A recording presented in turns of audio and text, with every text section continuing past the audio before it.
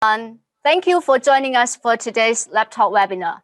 I'm Sandy with Mindray Global Marketing Communication Department, and I will be hosting the webinar.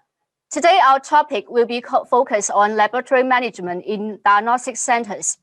With the rapid development of the diagnostic center business in recent years, how to improve laboratory efficiency has increasingly become a concern for lab managers worldwide. We are very honored to have three industry experts with us here to share their experience and insight on laboratory management and quality control.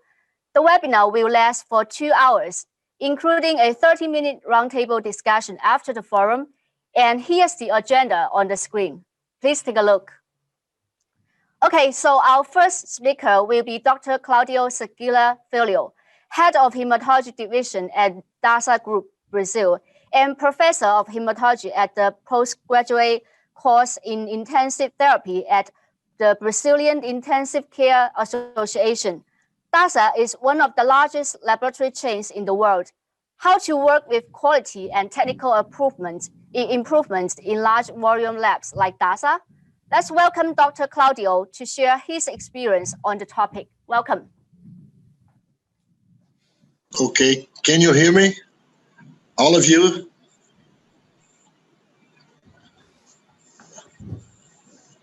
Okay, can you hear me?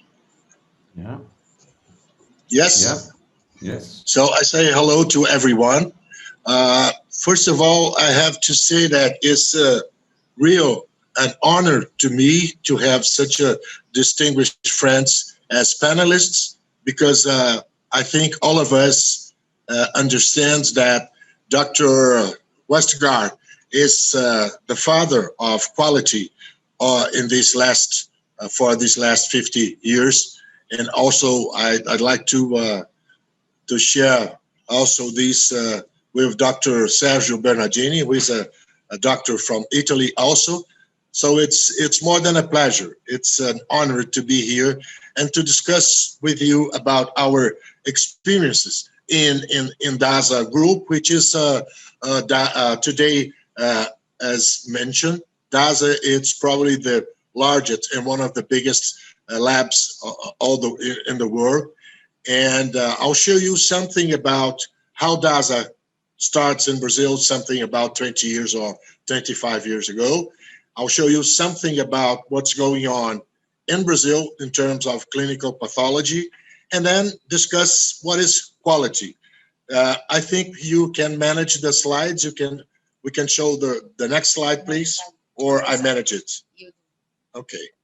Okay.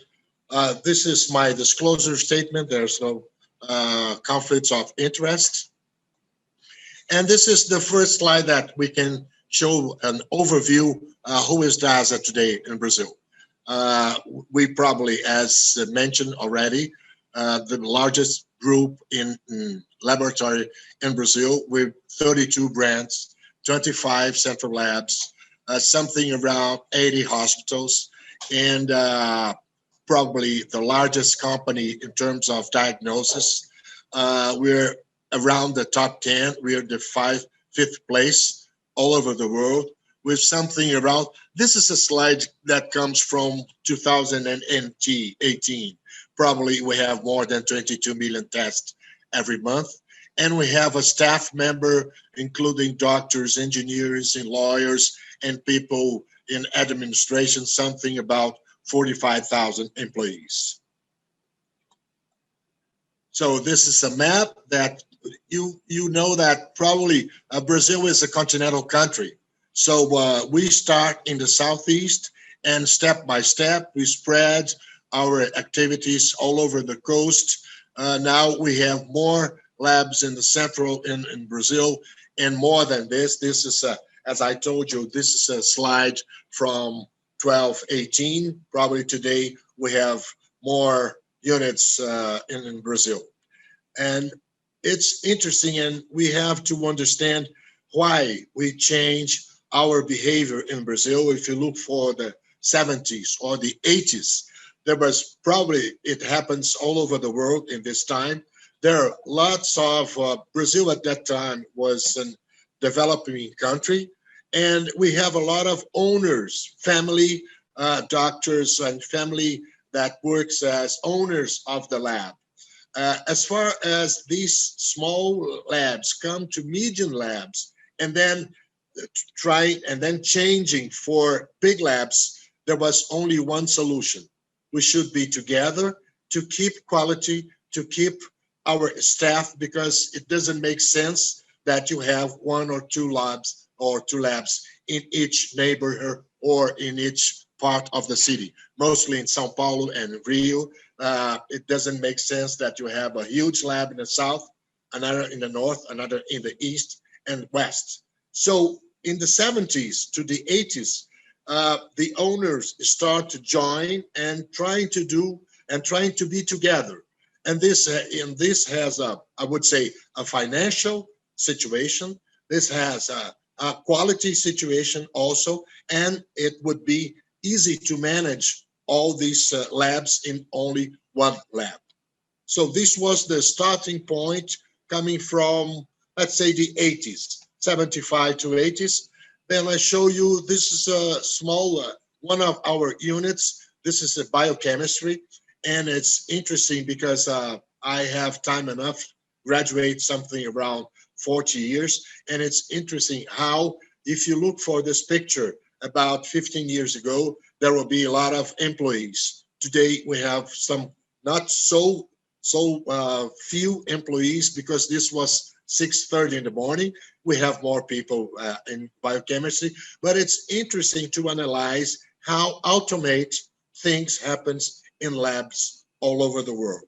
So this is a small unit and that we have in Sao Paulo. And this is something that's very new for us. We're changing our lab system, our laboratory hematology system to Mindray. And we're very happy with this because, as I'll show you, and I'm going to mention it for you, we have a high performance and a high quality in Mindray equipments today. So the point is that why we are thinking about quality, and this was a question that comes from the 80s up to now. We had at that time 4 different situations. We have hospital patients, as I mentioned to you. We have a lot of hospitals working with DASA group. And now we have home patients that comes more and more because of COVID. We have outside patients that comes from prescriptions with doctors. And we have some people that business centers that we can attend, which is checkup people. So what should we do with quality with these? The main point is that DASA group intends that this was the question. We have to improve health, not only make samples or make glucoses or red blood cells or chemistry or hormones, whatever. We have to take care of these guys. So what we should do with patients in a hospital, what should be our quality in the hospital, what should be our quality in home patients, and so on. So we start questioning this program because I think most of you, if you're more than 40 years old, would remember that people from quality, they should be the bad guys in the lab, because in the 70s we done a lot of blood samples, and at that time we thought that we're doing the right things, and then comes quality. And one of the questions that people from quality ask me, Claudio, just tell me something. You have a calibrate pipette? I said, no, it's not necessary. I have a wonderful pipette, a new one, a very good, and I can use it, for example, to perform in time 0.1 milliliters of plasma. And then the guy said to me, listen, are you sure that you use 0.1 for all patients? And I said, yes, it's a good quality pipette. And then the guy said, okay, you're doing not a wrong thing, but you're doing the wrong way. So this was the first time that I heard something about quality.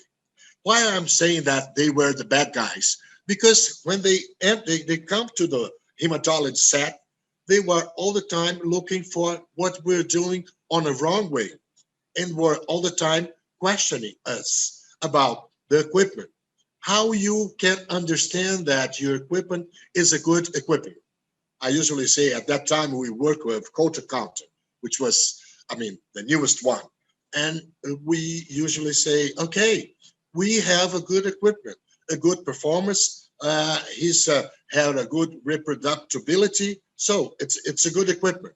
And then comes the second question. So how someone assure you that the label, it's a good label, or the equipment goes what the label said? And my answer was, yes, I'm not sure about. So I was convinced that quality people are not the bad guys. Quality people are the good guys. And they show me at that time, and this was the first time that I heard the name Westgard. And this goes about 35 years ago. So I was understanding at that time that quality, it's absolutely necessary to improve or to be bigger, or even to go with our, today we call our guidelines. It's impossible to have quality without guidelines. And that's why today we have a huge group, a huge team of people that all the time take care about quality in DASA, which is absolutely necessary. So, and then we decide to invest in quality, as we invest in hematology, as we invest in biochemistry and equipments. And there was three main situations that we have to understand. First of all, what is our customer? Our customer is a patient. That doesn't matter if he in a hospital or if in his home or even outside. But we have to realize that anyone should assure that we are under international requirements. It's really impossible to be in a good lab without international requirements, procedures. That's why we have today CAP, Procedures Requirement, which is an US organization, and you have also a local Brazilian control lab test that we're following all the time. But was not only patients. We're worried about patients because they are our customers. The second situation is doctor. So the doctor should be convinced that they have a good lab side by side, because it's impossible to send someone to take a blood sample or to do a red blood cell or white blood cell without really confidence in the lab. And a really confidence means you should have a good technical team. It's not necessary only to have a good equipment. A good equipment without a good customer or a good employee, it's nothing. So we also start a huge program of quality among ourselves.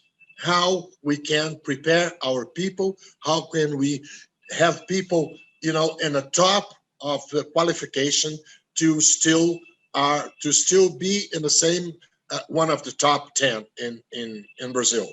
So we have also patients, we have doctors, and most of all, this is something very interesting that comes with quality.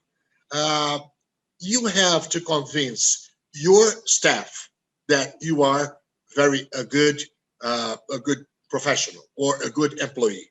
Mostly, you have to convince the man who works with you that you are dedicated to the lab. So quality is more than just know something about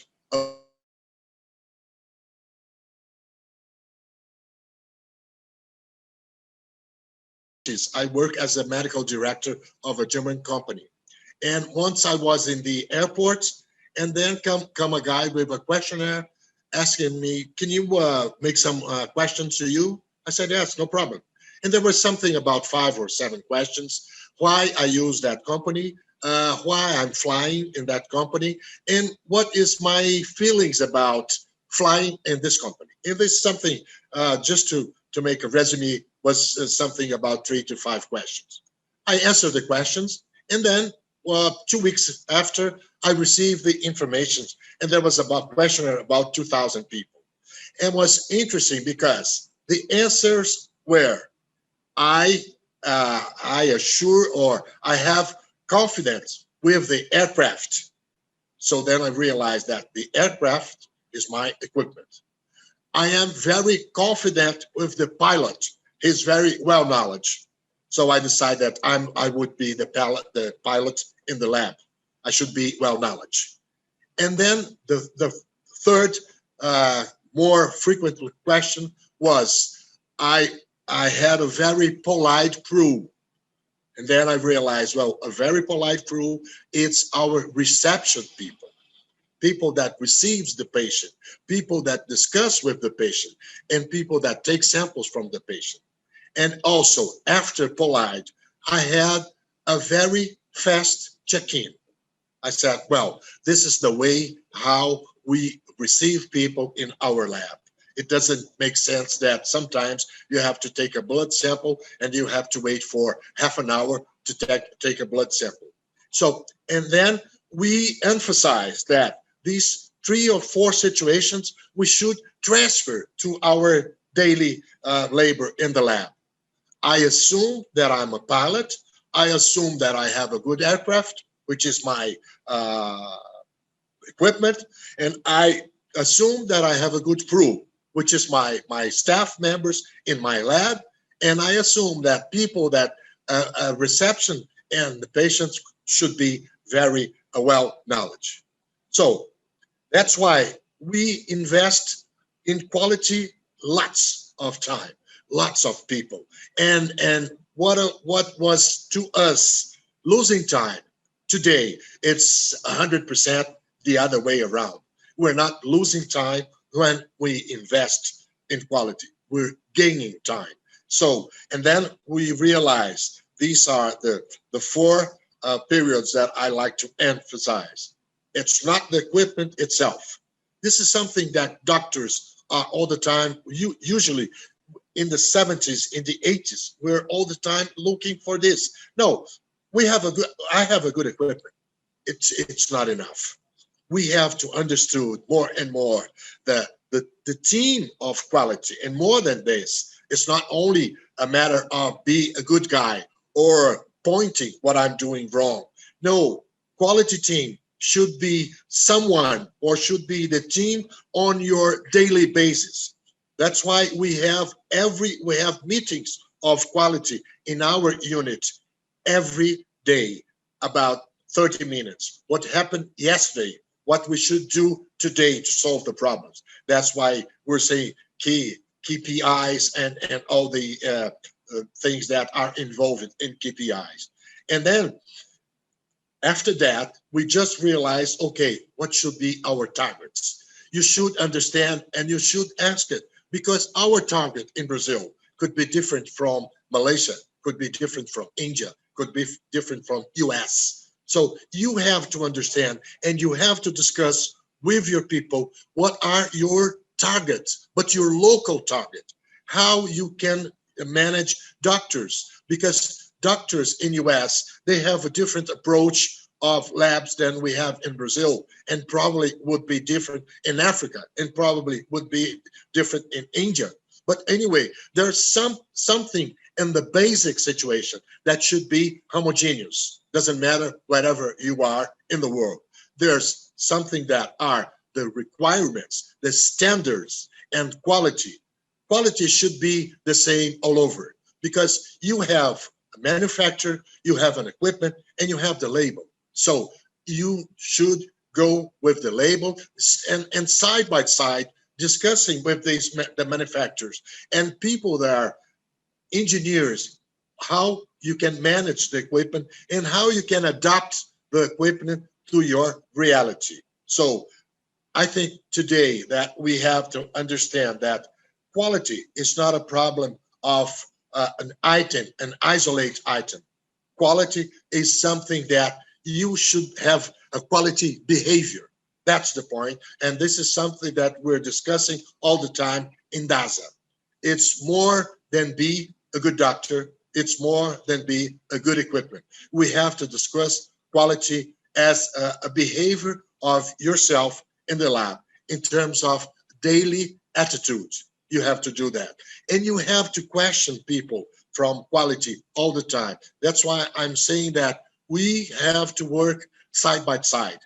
It doesn't make sense that you have quality meetings once a week, quality meetings every 15 days. That's why in DASA, we have meetings all the time, every day. And you can reach these guys. They are not emperors, they are not kings or queens, and you have a huge distance to discuss quality with people. No, you have to be with these guys side by side. Once you need something, some help, you have people from quality to discuss with you. So, and then we start looking for the patient. So what we should do to attend better patients, how we can manage, because usually we have patients that coming from home, but they're patients in a hospital. So we should, and this today, we have a wonderful doctor in our, well, sometimes is a wonderful doctor, sometimes is a bad guy, which Dr. Google.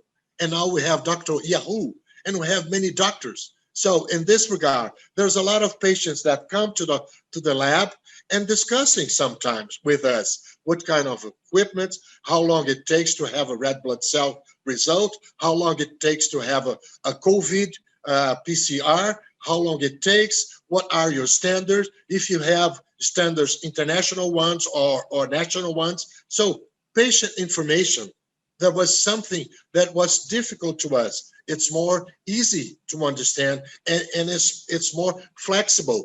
And the patient itself, usually they say, okay, once I have more information, more confident I have with this lab. So the patient risk information in the left here in gray, this is something that were very difficult to doctors. Doctors sometimes have difficult to manage information with the patients. And now more and more we have to, I remember when I was graduate, was difficult to discuss about cancer with patients. Today, we can discuss easily what kind of cancer the patient has, what kind of treatment, if chemotherapy had side effects and so, you're gonna lose hair, you're gonna have diarrhea, you're gonna have a lot of things because we have Dr. Google. And sometimes patients came to the lab saying, could you please tell me what kind of test, if you have ELISA or PCR to do the COVID, for example, just to give you an example. So we have a huge program of patient information. And there's someone asking about validation. If we have validation of our equipment, and it's incredible, in these last 2 or 3 years, there are more and more questions all the time. Even if you go to the questions come from email, questions come sometimes personally, but they are asking all the time. And what kind of internal checkup you have in your lab. So, and this was something that was very new, not more than 10 years. We're doing this step by step. Informations to our patients. We have a better result with this instead of saying, no, you don't know something, you're just a patient. No, mainly in the patients that are hospitalized. We have to take care of them, maybe with more kindly situation. I remember once when I was in US, one of the questions that patients answered to bone marrow transplant, I was in Seattle at that time, was we're asking all the time patients, what we should do to have a better relationship with you. And the answer was,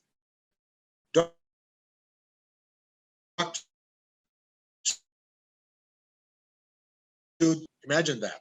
Sometimes we have so many activities that sometimes our residents stay more with the patients than ourselves. So this was one question that was all the time. I usually say in university to my students, you have to introduce yourself, you have to say your name, because usually patients don't know the name of the doctor. So you should stress your name for your patient. You should have a relationship with him. So this was the planning of patients. And we start with equipment. There was three main situations. We have to start with equipment, and there's a people taking care of the equipment. What kind of equipment, if it has good reproducibility, how many tests they are doing, if saving money also, because we're discussing with people from financial situations. And then we go to the doctors. What kind of doctors we need to have in our staff? Well, could be easily, you could say, okay, you're looking for a good doctor. Yeah, it's not easy to have good doctors, not because of the salary itself.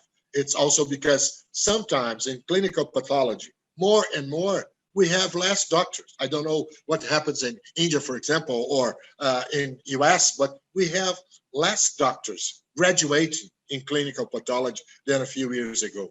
So it's not easy to have key opinion leaders. And also because doctors in general are not prepared to be opinion leader. Sometimes we have wonderful doctors that have difficult to talk, difficult to discuss with patients. And it's not only a matter of, I have the best doctor who was the first student in my class. No, should be a doctor that understands relationship with patients. And also, these doctors, they have to understand a little bit about business. And this is something that we have in clinical pathology, because we have to make opinions about our equipment. And sometimes we have to discuss about prices. I think it happens all over. It's different from internal medicine doctors or ICU doctors, because we need to know and we need to understand how many tests these equipment are doing. If they are good, we have to stress the equipment, we have to see the performance, and we have to see also what is the business in this situation. Not in a deeply situation, but at least we have to discuss with financial people how and what kind of equipment that we have to deal with. And also we have to discuss with people from quality. That's why, for example, in DASA, the decision to buy an equipment or the decision to have an equipment in my lab depends on me, depends on quality, depends on financial, and depends on many things. It's a huge team that we can discuss freely what kind of decision we're going to have. Because sometimes I have a good equipment that it's very costly for us. And I think you already know that probably Brazil, we have a kind of US procedures in terms of medicine. We have a private people that have insurance companies, health insurance companies, and we have public health. So we have also to attend not only public health, but also private market. So we have to balance what kind of equipment we have to use. That's why we're discussing with all the time with financial situation, with quality situation, and then we make a decision what kind will be the best equipment to buy. So, and then we in DASA, we have units from hospital, and we have units, operational technical units that are outside that I had shown you in the map. And then we realized that we have to work with two groups, which is sometimes they are similar, but sometimes they are very different, because hospital is different from outside. Hospital is different from patients that come from home, patient that comes from the doctor, and also the tests should have a time release, a time to give results different from the other situation. So we decide to do this technical operation nucleus, which is outside, and we have technical operations in hospitals. So, and this was the highlights that we're all the time trying to improve. Excellent to improve service quality, reducing, for example, recollection.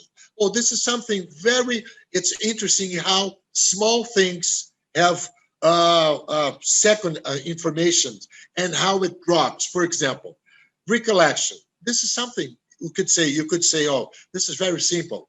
It's not so simple because we, as I told you, Brazil is a huge continental country. And sometimes we have to understand our logistics, for example, something that I never heard about, logistics.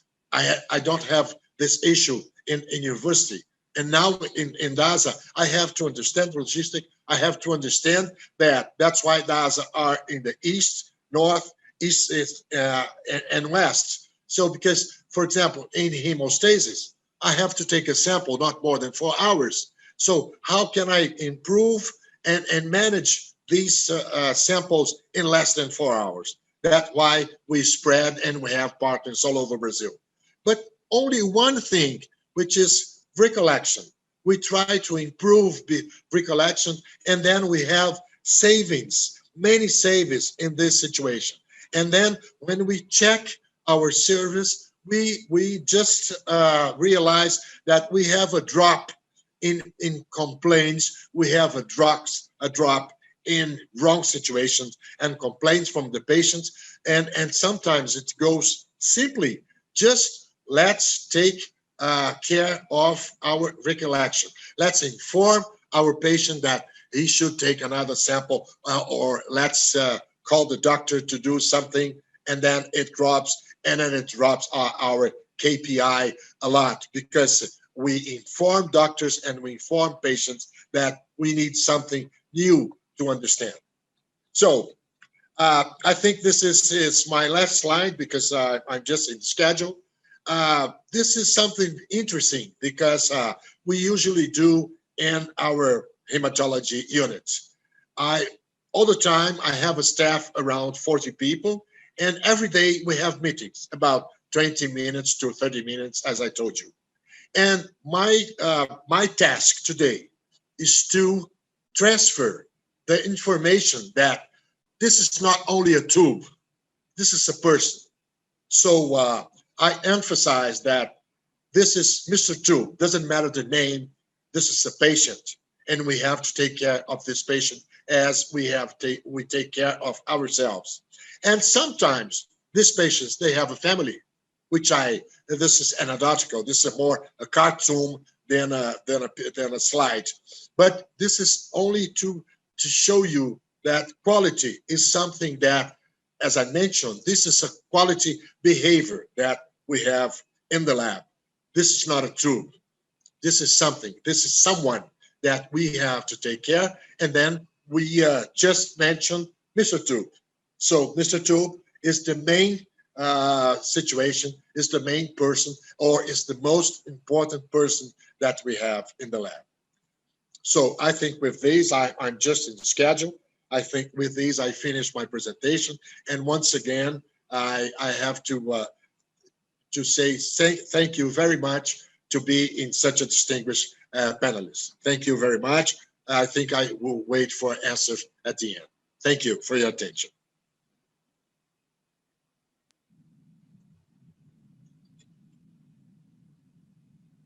For sharing. Okay, thank you, Dr. Claudio, for sharing DASA's experience on quality control, lab management, and technical improvement. From Dr. Claudio's presentation, we learned that focusing on laboratory personnel is very important for the laboratory control system. DASA's experience is indeed a very good reference for us. Thanks again. Okay, our second speaker will be Professor Sergio Bernardini, Chair of IFCC Emerging Technologies Division, full professor in clinical biochemistry and clinical molecular biology at the University of Tor Vergata, Italy. Professor Bernardini will be presenting on the topic, Emerging Tools in Laboratory Medicine. Welcome.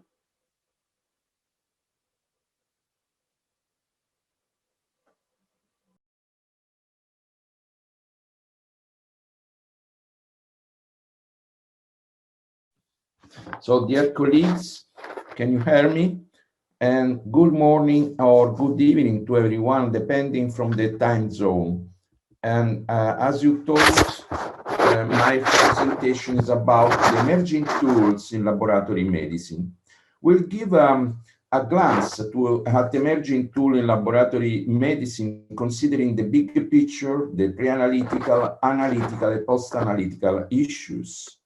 Looking at the big picture, first of all, we should consider how will change the patient's population. The shaded area shows the projection of the increase of the total population in Asia and in Africa with no significant changes in other countries starting from 2015 to 2100. And the projection of the increase in life expectancy are almost parallel for all continents. Then, globally, the population will get older, in particular in the West countries. Immigration will change the population composition, in particular in Europe. And multi-chronicity will be the great challenge for health system worldwide and then for laboratory medicine too. Second, how patients will change. They will be more and more informed, partner in his own healthcare, proactive, long-lived, well-being requested. Then laboratory medicine should also be focused in quality of life indicators and not only in clinical indicators. Direct-to-consumer testing will be required, and in this context, patients are going to turn in consumers. This means that without a doctor's prescription, companies will offer direct-to-consumer testing.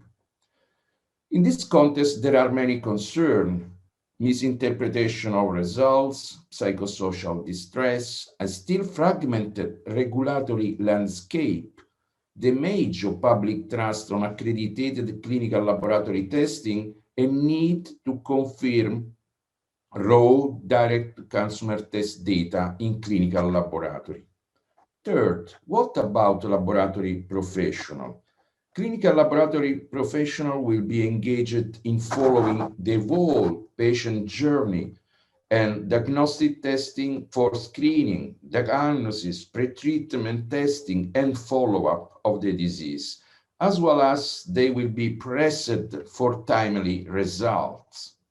Probably part of the staff working in the laboratory today will be employed in other fields, perhaps the care of the pre-analytical and post-analytical phase, as well as the management of the quality system and accreditation processes.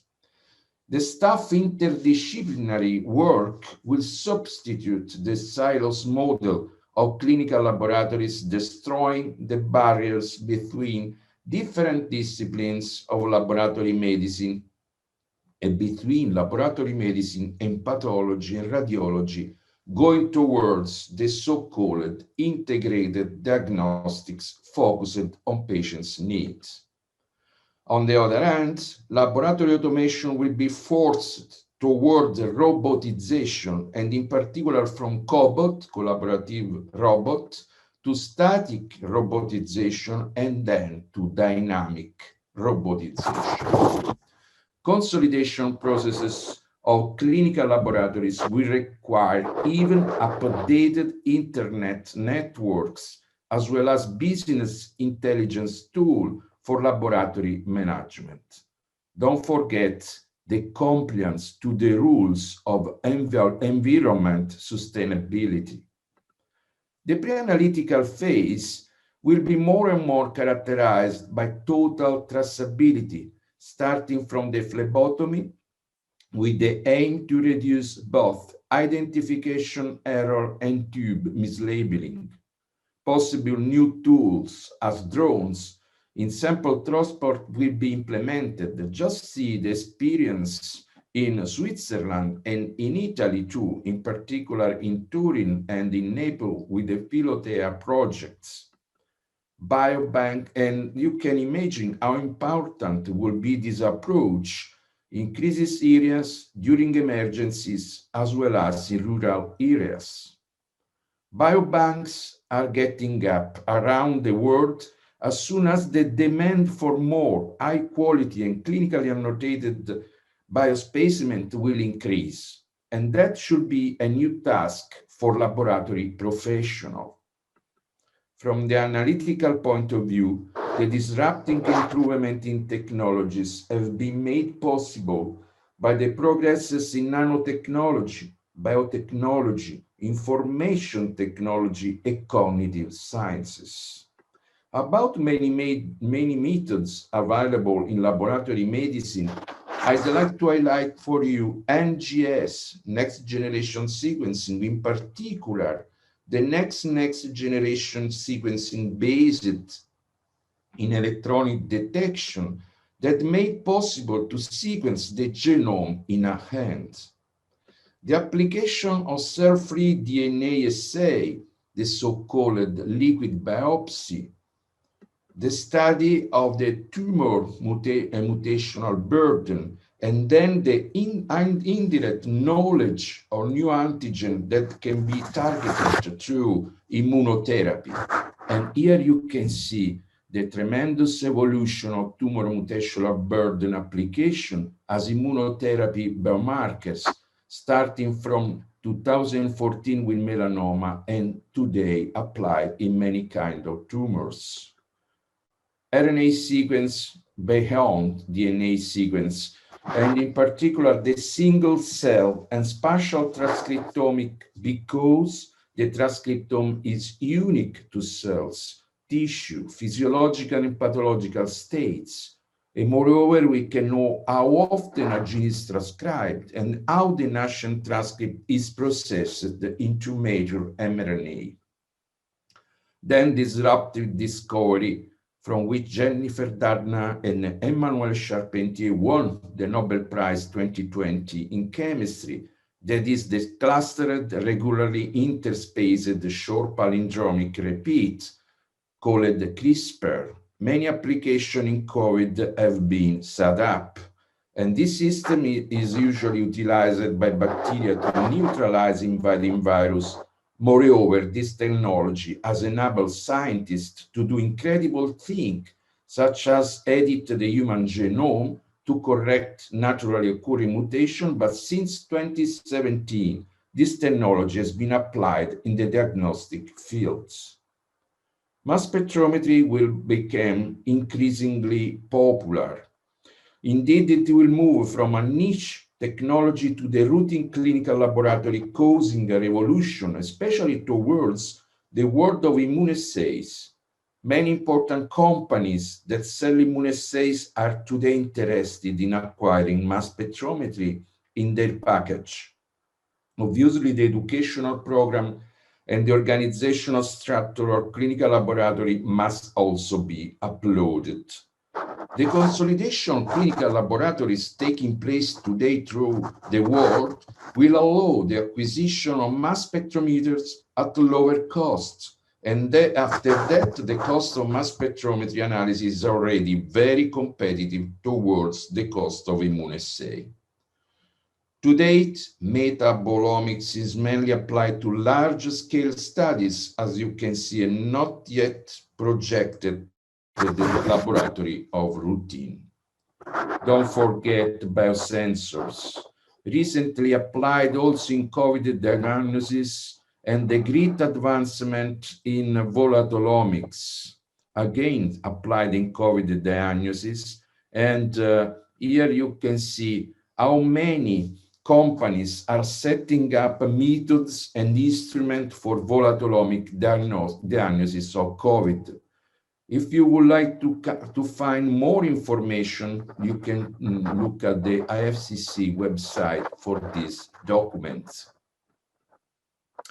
Considering the post-analytical phase, predictions are the most relevant innovation to be considered.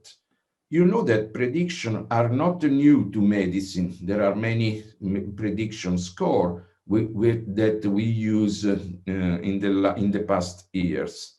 Nevertheless, two events changed the way to make prediction. In 1956, A small group of scientists gathered for the Dartmouth Summer Research Project on artificial intelligence, which was the birth of this field of research. And some years later, Gregory Piateschi-Shapiro in 1989 made the workshop Knowledge Discovery in Database, and since then we start to talk about data scientists. So today, data mining, knowledge discovery in database, machine learning, data science are often used interchangeably. And the commonality across this discipline is a focus on improving decision-making through the analysis of data. Statisticians joined with computer scientists to bring mathematical rigor to computational analysis of large data sets, drawing in this way the picture of a new professional, the data scientists, which include communication, domain expertise, data ethics and regulation, database, computer science, data visualization, statistics and probability, machine learning, and communication. This will be of a professional of great interest for IVD company in the next future. And then, starting from the 80s, the machine learning and deep learning came in the general field of artificial intelligence. And in particular, why machine learning in healthcare is needed? Because we have many data. Medical data, clinical notes, images, lab results, pathology images and reports, medication, genome and family history, omics may be in the next future. And also guidelines and research, so data from recommendation guideline, current research, ongoing clinical trials, new drugs, our own experiences, and patient health data, health diaries, quantified cell Davis report, home diagnostics, data from community care. So too much information to manage in a lesser time, which create problem of sustainability for the health system. in particular because of the increasing request for care. As I told you before, life expectancy, multi-chronicity, patients empowering, but very important, reduced time with doctors, limits in government's investment for healthcare, increased expense out of pocket. You can just imagine that since 3200 before Christ to 2003 after Christ, 5 exabytes of data were collected, the same amount of data that to date humans generate and store every day. So many data able to support machine learning supervised or unsupervised. Every machine learning, in any case, workflow begins with 3 questions. What kind of data are you working with? What insight to do want to get from it? How and where will those insights be applied? These 3 questions are very, very important because the answer to these questions help to decide whether to use supervised or unsupervised learning. Just unsupervised learning explores data, but don't yet having a specific goal or being not sure what information the data contain. As all input data, but not an output. It's best used when we are looking for regularities, patterns in the input to see what normally happens. On the contrary, supervised learning takes a known set of input data, the so-called the training set, and no response to the data, the output, and trains a model to generate reasonable prediction for the response to new input data. It's best used when there are existing data from the output. So machine learning, supervised and unsupervised, can apply different different statistic method, classification, regression, clustering, and classification, regression, and clustering method can apply different mathematical methods and tools.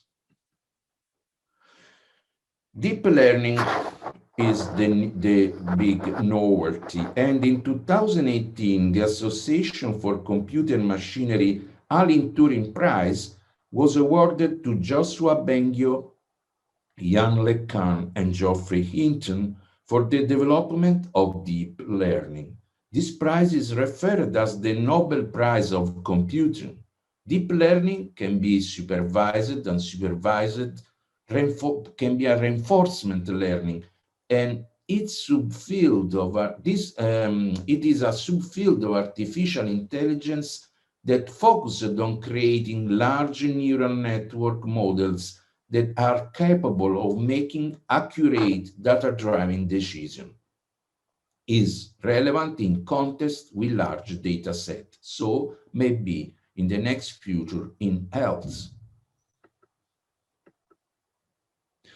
So the form of big data set in medicine are the whole genome sequencing, already applied artificial intelligence and deep learning in the interpretation of the genome, continuous output from wearable sensors, and high-resolution images. And the promises of artificial intelligence in medicine in the next future are to provide composite panoramic views of individuals' medical data, to improve decision-making, to avoid errors such as misdiagnosis and unnecessary procedures, to help in ordering and interpretation of appropriate tests, and to recommend treatment. Just some example for you. You know the classification ICAP, International Consensus Antinuclear Antibody Patterns, for the rheumatic disease, in particular for the anti-nuclear pattern, 28 different patterns. And today we have the computer-aided diagnosis for pattern recognition, which can help the operator to orient in this so difficult field. Just look in hematology, the digital cell morphology, which is based on convolutional neural networks, and that can help the pathologist in the interpretation of a bloodstream. Look at the digital monographic microscopy and machine learning to study in vitro cell behavior, in particular for research, cell morphology, cell movement. Artificial intelligence tool has been applied to seminal fluid analysis very recently in 2019. And in 2017, the FDA cleared the use of the first whole imaging system for primary diagnostic in pathology. And in particular, artificial intelligence was utilized for breast cancer node metastasis detection, the so-called lymph node assistant, LINA. And Chameleon 16 and Chameleon 17 are the first challenges ever which use a whole slide imaging and which move from slide level analysis to patient level analysis, bring therefore this effort closer to direct usefulness in a clinical setting. Here there is the list of current FDA cleared artificial intelligence application for medical images, from retinal to CT scan, MRI, and so on. Here you can see how different kind of data can be combined together in an algorithm, in a network to make a prediction. In this case, for Alzheimer's disease, MRI data, PET data, cerebrospinal fluid biomarkers data, e ApoE genotype. Or the machine learning approach to identify circulating mirrors signature for Alzheimer's disease. Or a targeted real-time early warning score, the TRUE score for sepsis, which is able to predict the beginning of sepsis. Or this tool which is able to reduce the manual review requirement for mass spectrometry raw data, about 87% reduction in this very boring work. The wrong blood in tube in patients' chemistry multi-analyte delta check to find wrong blood tube error. And smart blood analytics, hematological predictive model, which has been based on a blood cell count and routine clinical chemistry analysis.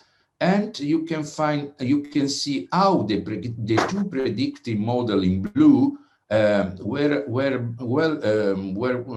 in online with the predictive capacity of hematological specialists, which have been tested, challenged with the same patients, and was better in prediction than internal medicine specialists. This is a specific project for empowering differential diagnosis in hematology. Here you can see how many applications of digital technology, Internet of Things, big data, artificial intelligence, blockchain during COVID disease. If you like to know better this application for COVID disease, please look at the IFCC website, and in particular at the electronic journal of IFCC for this paper, which is able to show you how artificial intelligence powered search tool resources in the fight against COVID-19. So, big data, elaboration of the big data through the artificial intelligence tool, in particular machine learning and deep learning, this raised the problem of cybersecurity, because lab-made data have their own monetary value and are a potential target of cyber attack. It's important over time to assure the security level, because the security level of the system degrades. Therefore, it's necessary to perform the hardening activities manually or with a specific software. Finally, this is the topo review preparing the healthcare workforce to deliver the digital future for the NHS 2019 in United Kingdom. And you can see here the technological advances impacting healthcare and the magnitude of disruption from 2020 to 2040. You can find here telemedicine, smartphone apps, sensor and variable diagnostics and remote monitoring, reading the genome, speech recognition, natural language processing, virtual and augmented reality, automate image interpretation using artificial intelligence, interventional and rehabilitative robotics, and for laboratory medicine, predictive analytics using artificial intelligence. So this is the most important perspectives. So we have great expectation for the next 10 years and but also great educational efforts. The question is, will more technology be trained, or will the new technology become simpler as proposed? Thank you so much for your kind attention.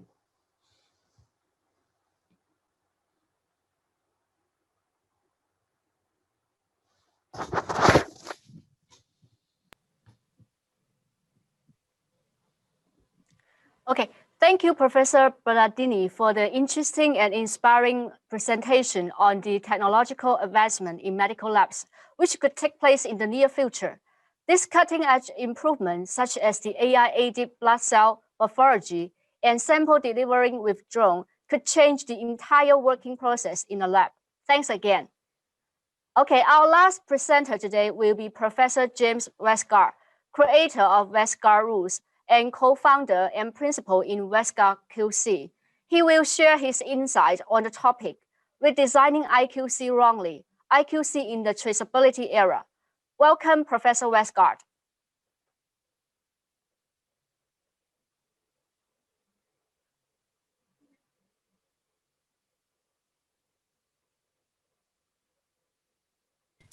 Well, good morning, or good afternoon, or good evening, depending on what time zone you're in. I'm happy to be with you and to be able to talk to you about some things that are happening in the area of quality control, in particular internal quality control and the traceability era. I want to start by reminding you that there's a lot of information that we provide on our website, the Westgard QC website, and we will have information regarding this topic that will be posted in the next few weeks. This is a rather new discussion because it's dealing with a paper that has just been recently published, and we're still trying to understand the application of that paper and how it would affect quality control.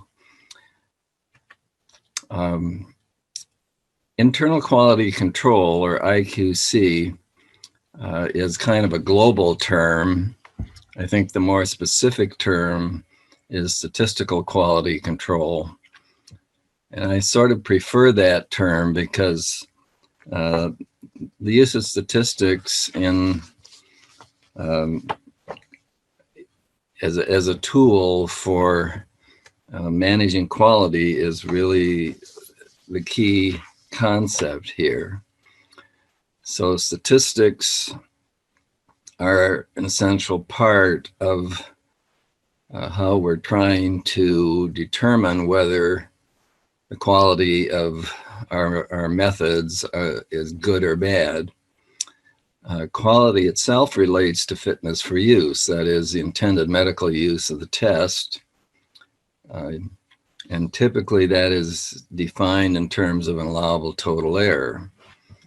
And then control requires actions to either accept and report a test result or reject and not report test results, in which case you then have to correct the problems and then reestablish the process. Now, the problem with statistics is that it can be confusing for many people. And I want to just cite a simple example of how this can happen. So this is a map of the Midwest part of the United States. The state in the sort of on the left side, that full state that you can see at the very top, is North Dakota. That's actually where I was born and grew up. And then if you move to the right, where you see the Great Lakes, below Lake Superior, that's the first lake, is Wisconsin.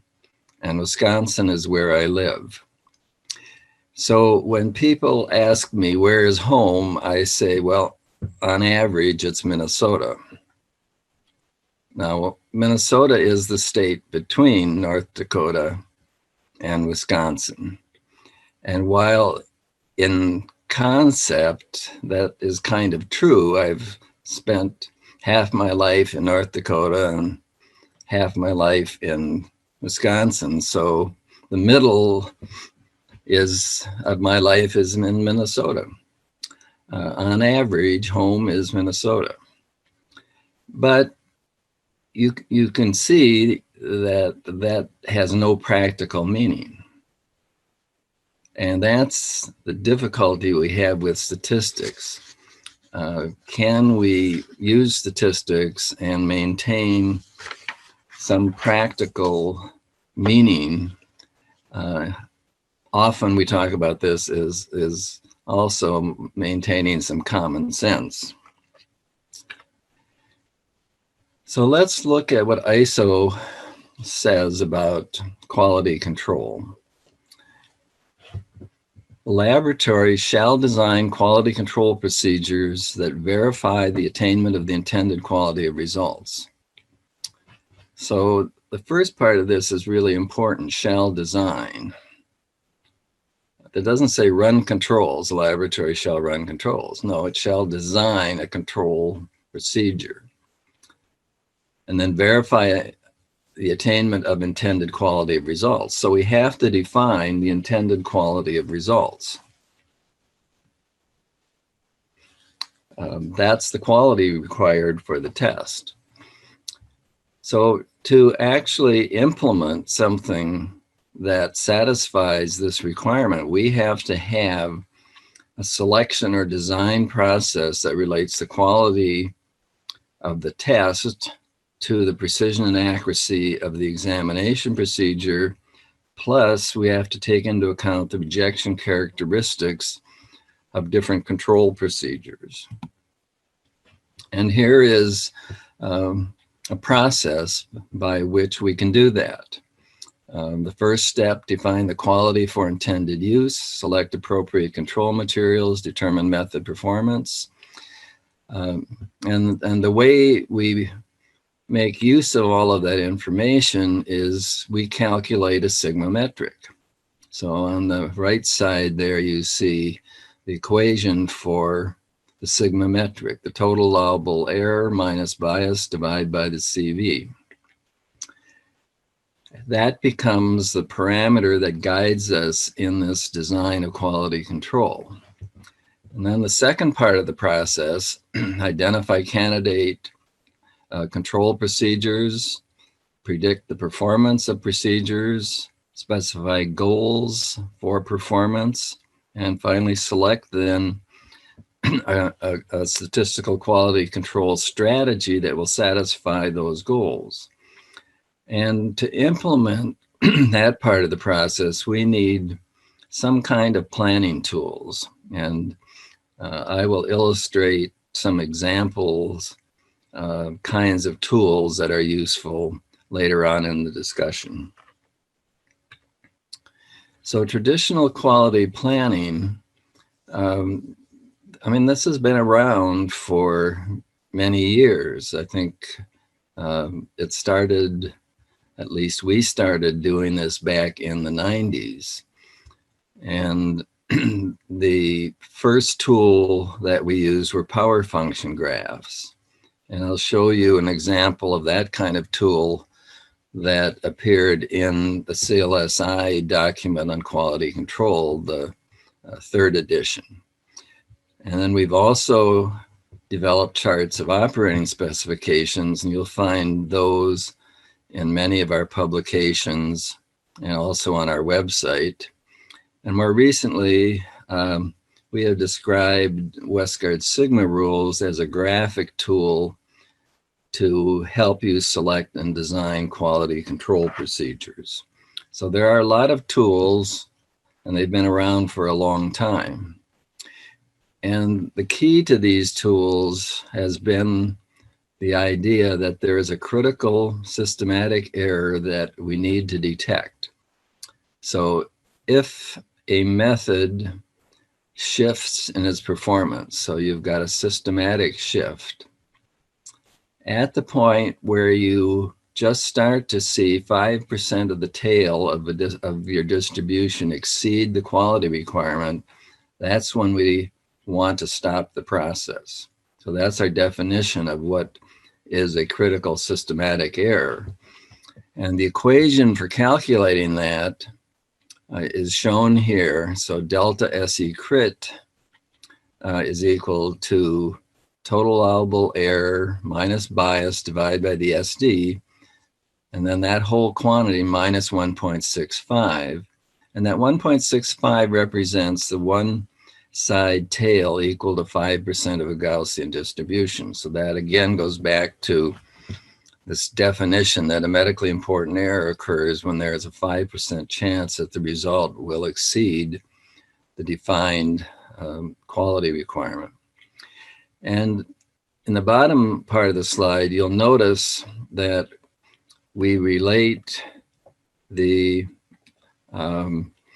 sigma metric to part of that equation.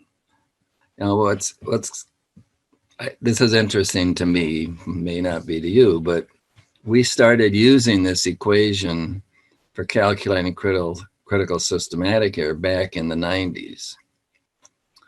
And it happened to be that equation incorporates the sigma metric. It's just equal to sigma minus 1.65. So we have had a measure of quality that we use for designing control procedures that is related to the sigma metric, and we can actually use sigma as our design parameter. So here's an example of a tool that was found in the 3rd edition of the CLSI document on quality control. That document was published in 2006.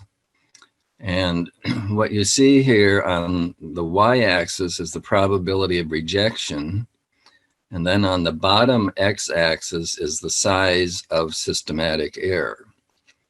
And as you would expect, as the size of the systematic error goes up, the different control procedures, which are shown by the different lines, the different curves, the probability of detecting the error goes up as the size of the error increases. If you look at the top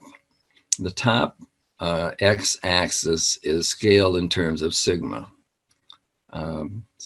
So you can either use sigma directly as your design parameter, or you can calculate this critical systematic error. Today, with the common use of sigma metrics, we basically work with the sigma metric as our design parameter. Now, the different lines from top to bottom are different control procedures, and those are shown in the key at the right. And if we start with the top line, that corresponds to a multi-rule procedure, in this case with an N of 6. The second line down is a multi-rule procedure with an N of 4. So you see in that column for N, it says 4. And then the column over that says R, that means that control procedure is applied over 2 runs. The third line down is a multi-rule with an N of 4 applied in a single run. And then we get into a single rule, 2.5s limits with an N of 4, 2.5s with an N of 2.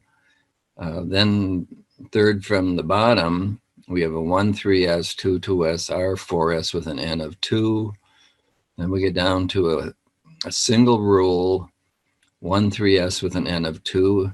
And the bottom one is a single rule using 3.5s limits with an N of 2. So as N increases and as we add rules, those curves get higher and steeper, meaning we get more error detection capability. So if we have a method and it performs at 4 sigma, so we indicate the 4 sigma by just drawing a vertical line. And if we set a goal for error detection that we'd like to achieve a probability of 0.9 or higher, or not, which is a 90% chance of error detection, we can see that we could do this with a multi-rule procedure with an N of 4, or a single rule using 2.5s limits with an N of 4.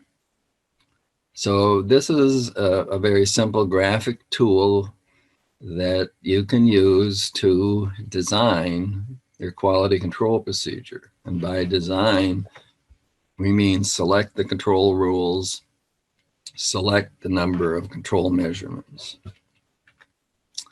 And just some rules of thumb. If you have a Six Sigma process, a single rule procedure with 3S limits and an N of 2 will be adequate. And then as sigma decreases, so at 5 sigma, it would be better to use 2.5S limits or a multi-rule with an N of 2. At 4 sigma is where you need to use a multi-rule with an N of 4 or 2.5S limits with an N of 4. And once you get below 4 sigma, you need to do everything you can, run as much quality control as you can afford in order to control that process. So sigma is really critical for understanding what you need to be doing in terms of quality control. And it becomes then our key tool or metric for designing or planning quality control procedures. So now let me shift to this paper on that just came out, Internal Quality Control in the Traceability Era.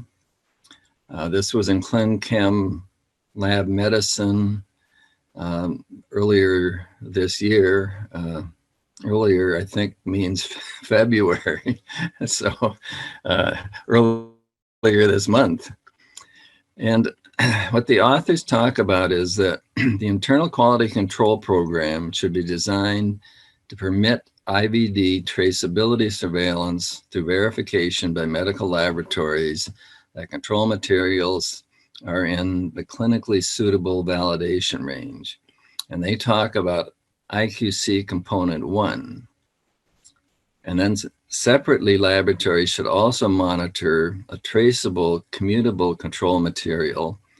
And they describe this as IQC component 2, that is devoted to the estimation of measurement uncertainty due to random effects. And then they refer to the CLSI document on quality control, but note now this is the 4th edition, C24ED4, edition 4. That document was published in 2016. What I had referred to earlier, the 3rd edition, was, I think, published in 2006. Clinical and Laboratory Standards Institute described the IQC principles in a general guideline discussing how to plan and design related procedures as an everyday practice composed of a set of activities based on QC material testing for the confirmation of process stability and reliability of analytic measurements. And then they talk about, however, there is no mention of how IQC should be designed to contribute in evaluating and monitoring metrological traceability of the IVD measuring system. Now, this is interesting to me because the purpose of quality control is not to measure or estimate measurement uncertainty. Quality control, its purpose is to determine, is the run performing in the proper manner? Are the results reliable? Can the results be reported? Statistical quality control has nothing to do with measurement uncertainty.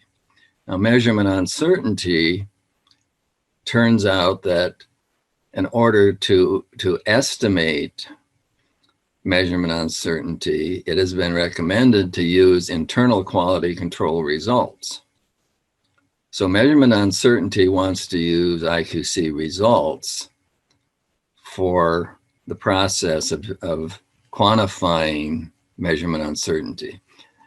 But there's nothing in quality control that says its purpose is to measure or to estimate measurement uncertainty. That's just being adapted. Quality control is being adapted to provide a practical way of estimating measurement uncertainty.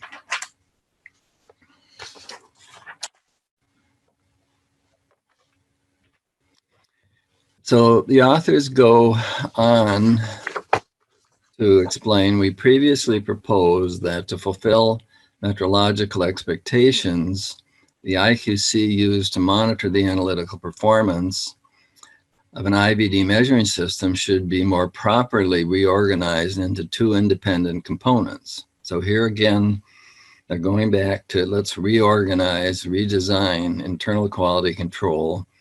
You have one set of controls, so this is IQC component one devoted to checking the alignment of the measurement system and indirectly to verifying the consistency of manufacturer's declared traceability during routine operations performed in accordance with the manufacturer's instructions. And then the second, the latter structured for estimating measurement uncertainty from random effects.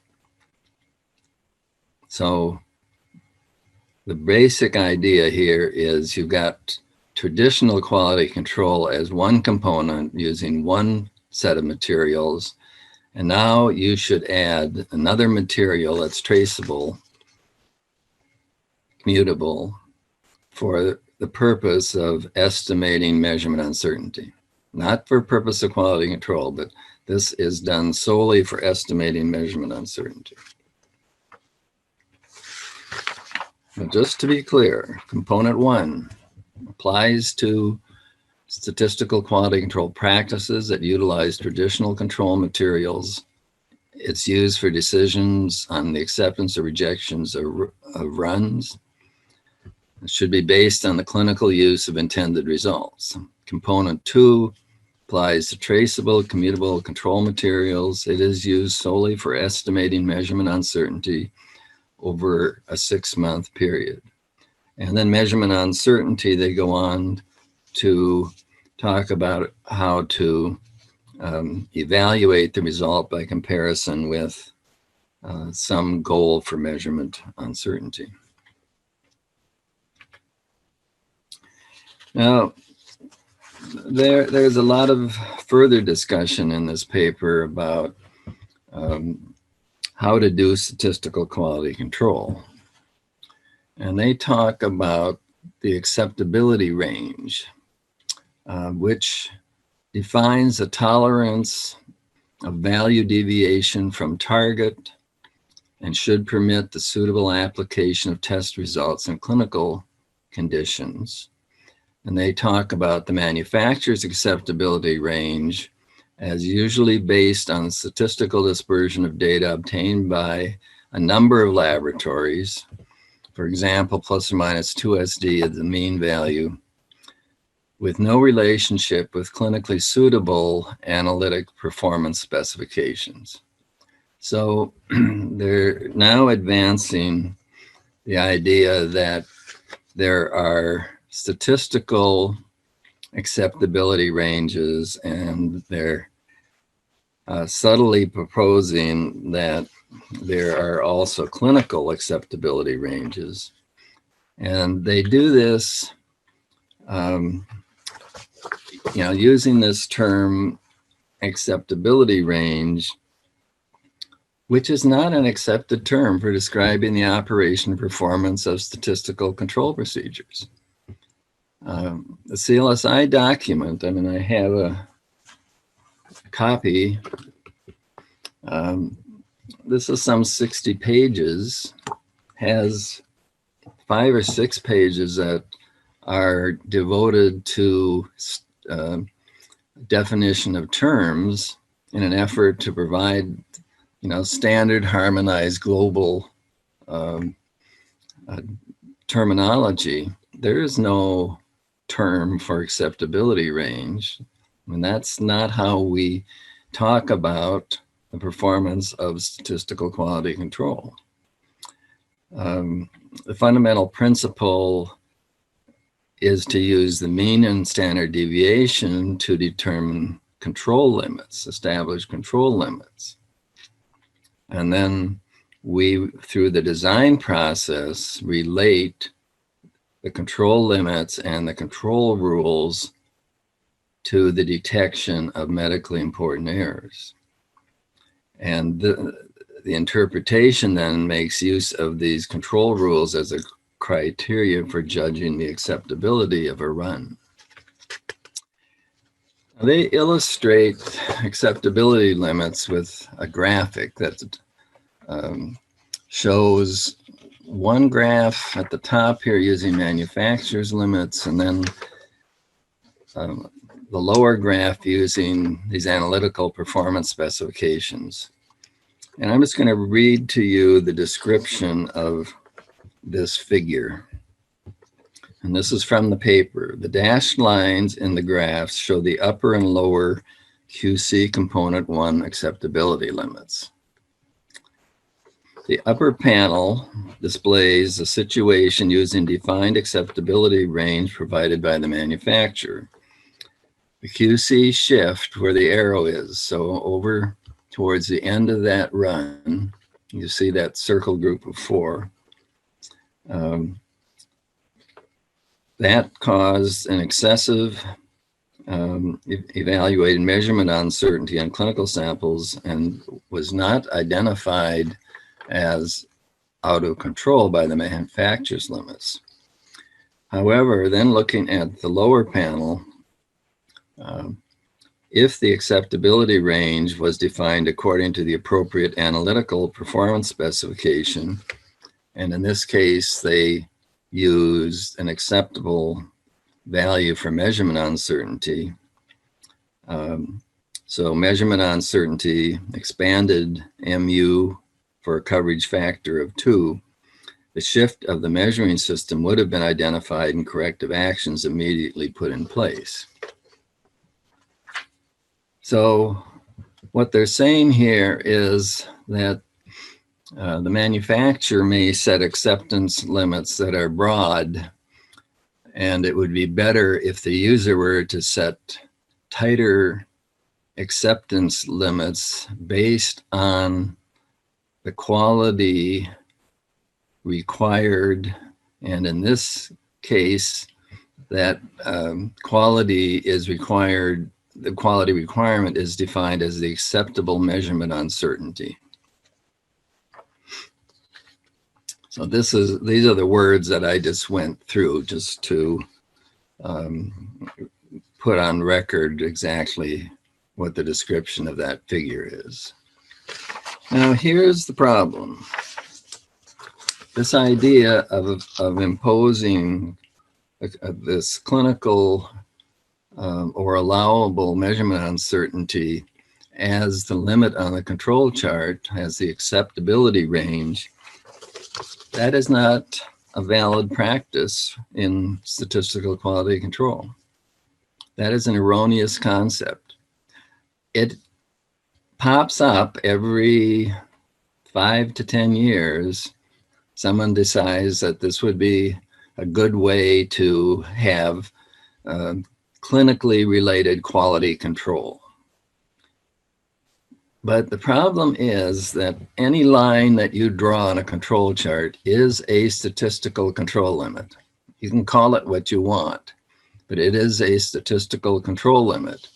And if you want to understand the performance of that control chart, you take that limit, divide it by the standard deviation of the test, and now you know the control rule. And then you go to the power curves to determine what the error detection capabilities are. So the bottom half of this slide, I'm going to just give you a little numerical example. So let's say the acceptance range is plus or minus 0.4 units at a mean value of 6.5 units. So that means the acceptability range is from 6.1 to 6.9. And we can also calculate then that this is equivalent to a total error of 6.15%.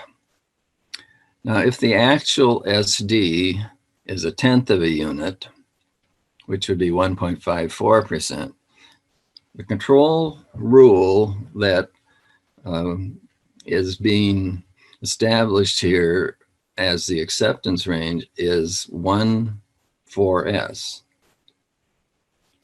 I mean, one measurement exceeding the 4S limit would be judged as how to determine that the run is out of control. Now, this is for, just to go back to the quality of the process, this is a 4 sigma quality process. We take the total allowable error, assume the bias is 0, divide by method CV, and we've got a 4 sigma process. And to really understand then what the performance is, we can go back to power curves, and you'll see at the very bottom of the graph, this lowest curve corresponds to a 1,4S rule, and that vertical line is our 4 sigma process. So if we used a 1,4S rule, we would have a 6% chance, probability 0.06, only a 6% chance of detecting that error.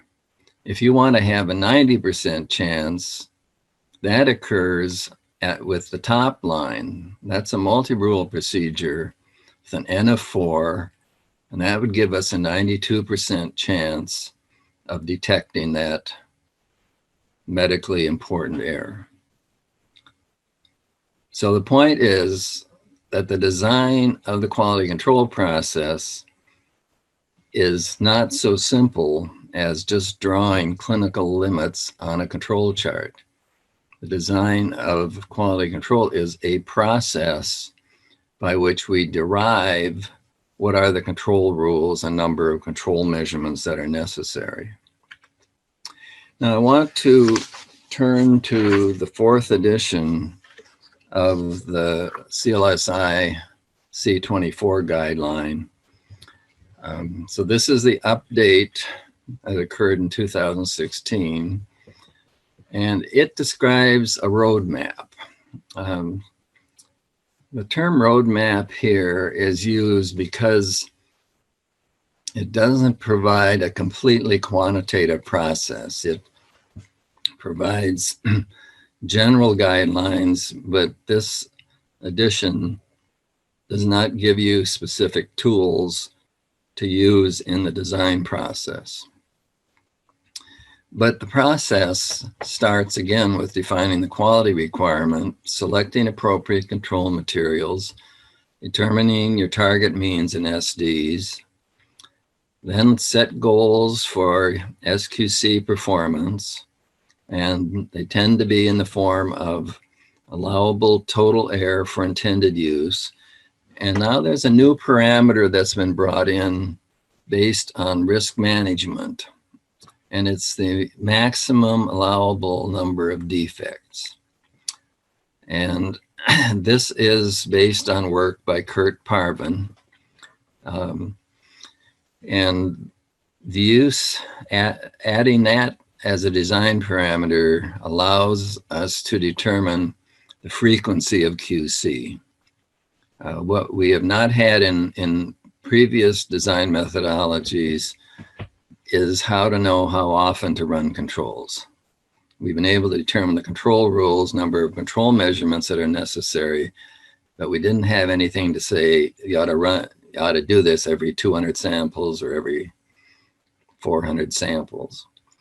So with the design process in the 4th edition, the objective is to select an SQC strategy based on QC performance, and this includes the rules, the number of control materials, total number of control measurements, and the frequency of SQC events, meaning how often controls are run. And graphical tools are now available. There have been a series of papers to describe how you can apply this approach.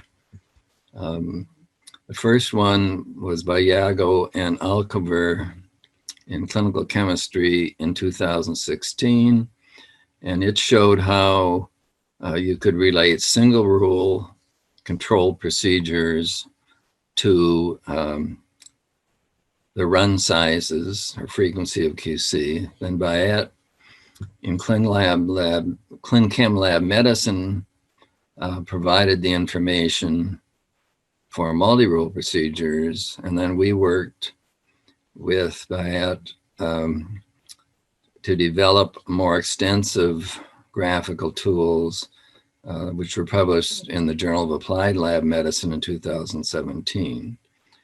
And we specifically in that paper talk about how to use these tools in support of the C24 4th edition guideline. And here is an example of the type of nomogram that is now available.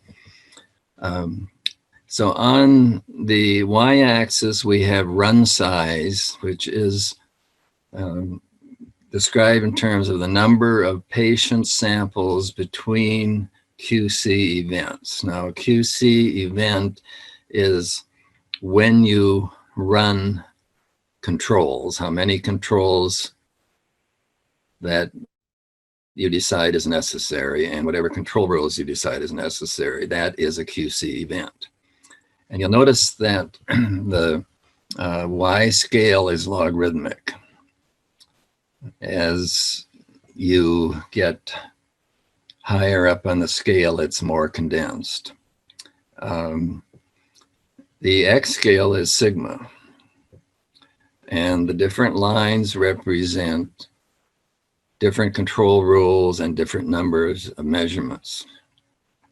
So for a 4 sigma process, if you look at the top line where it intersects, it looks like you would have a run size of about 190. So that top dashed line, if you read off to the left, about 190 samples. So that's with a multi-rule with an N of 4.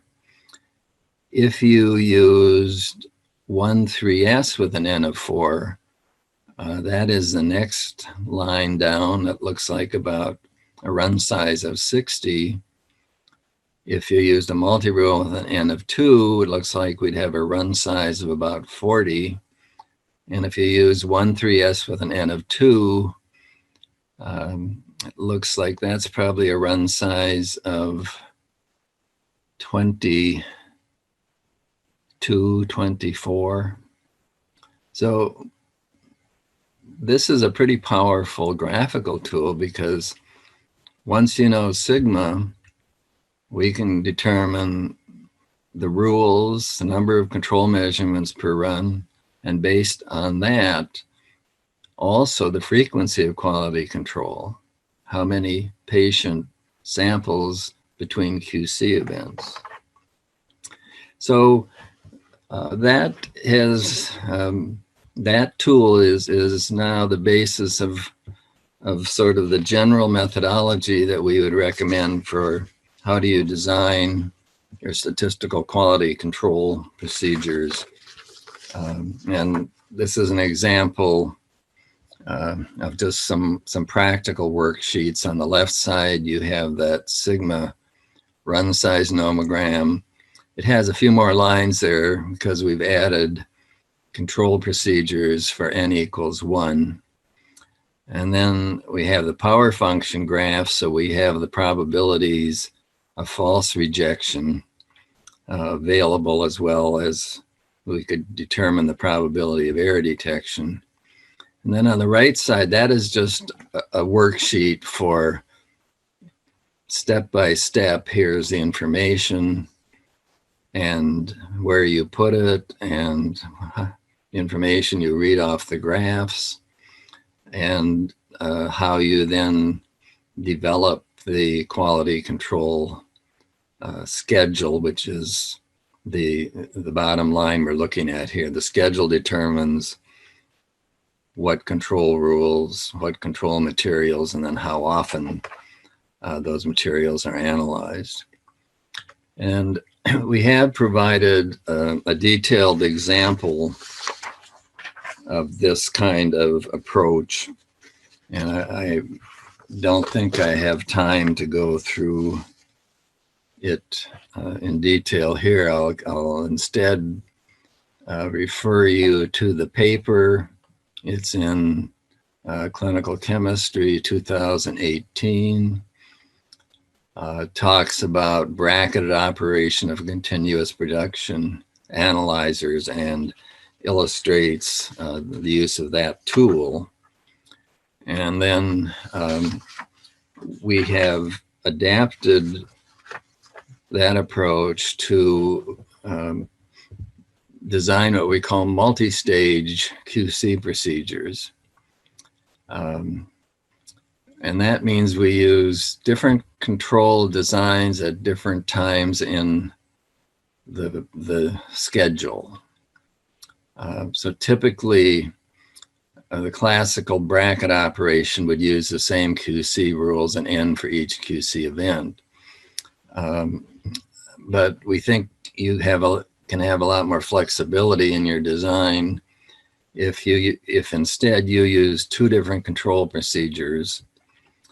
You have a startup design that is called a critical control point, where you're using a very high error detection design. And so typically that is used in the beginning of a run. And then we use a bracket design, which may have less error detection, but we make sure it has a low probability of false rejection. And the bracket design is aimed at whatever reporting interval you're interested in using. So maximum run length, we relate to your maximum workload. And then with the bracket design, we focus on the reporting interval. So if, for example, you have a workload of 500 samples a day, but you would like to be reporting every 100 samples, then we would design the startup around that maximum of 500 samples, and then we would pick the bracket for reporting every 100 samples. And the advantages of this is it ensures we have very high error detection at the beginning, and then provides this flexibility for adapting the bracket design to how often we want to report control results. And that is a much more effective way of operation in the laboratory. And then finally, just to show you a simple graphic, we can also provide some general guidance on the use of sigma rules with run size. So if you look at this diagram, and you go up from the sigma scale at the bottom. So for 6 sigma, if you go up, what this says is use a 1,3s rule with an N of 2, and you can have a run size up to 1,000. If you go and look at 4 sigma at the bottom, follow that arrow up, it says basically you should use all the control rules on the left side. So that's a multi-rule with an N of 4, and your run size can be up to 200. So this is an attempt to provide just a more simplified guidance as to appropriate control rules, number of control measurements, and run size. So let me just summarize quality management in the era of metrological traceability. This is my opinion, and a lot of people will disagree. But I think metrology is a disruptive force when it comes to laboratory quality management. The purpose of metrology is to characterize the performance of a measurement process so that the user can understand this is the reliability of the result. It's not about quality management. It's simply about being able to describe this is the reliability of the result. And it assumes a very intelligent and knowledgeable user so that you can give them this information about measurement uncertainty. It's up to them to make proper use of it.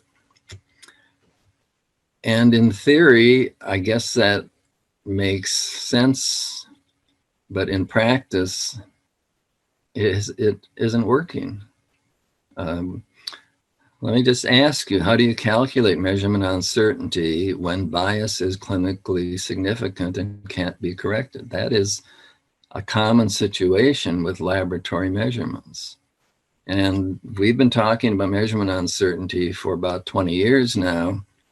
We still don't have a uniform way of calculating and estimating the MU. We've got lots of documents, but we still don't have a clear process for estimating measurement uncertainty. And the point is, no one's making use of measurement uncertainty anyway. Meanwhile, we have to manage the quality of our analytic processes, and we can manage quality very capably if we use the total error concept and the related tools. So I guess I'm concerned when we start to see the metrology approach kind of invade quality control because metrology is not, it doesn't have anything to do with quality control. And quality control isn't about estimating measurement uncertainty. Quality control is about managing the quality of the testing process, making decisions on acceptability, making decisions when you have to stop the process and make corrections.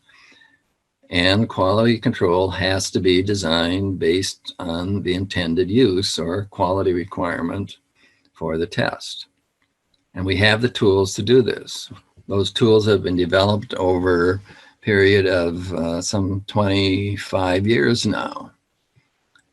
And I'm concerned that we don't throw that knowledge and those tools out the door because metrology says we need to better characterize the final doubt of a test result so that the user can make use of that information, when in fact the user seldom is able to make use of that information. So quality management and quality control have their purposes, and it is not the same as what the metrology people are trying to accomplish with measurement uncertainty. We need to manage the quality properly, and then they can get better estimates of measurement uncertainty. But it's not the same thing. We need to stick to the principles of statistical quality control to manage the process properly. Thank you very much.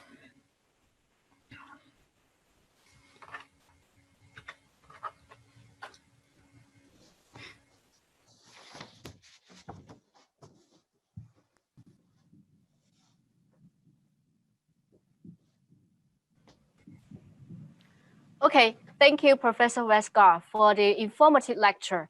I believe that most of you can learn something new from his speech about laboratory quality control management based on Sigma metrics and Westgard rules. This can provide us guidance on how to apply QC in laboratories in the future. Thanks again. Now that will be all about the forum section.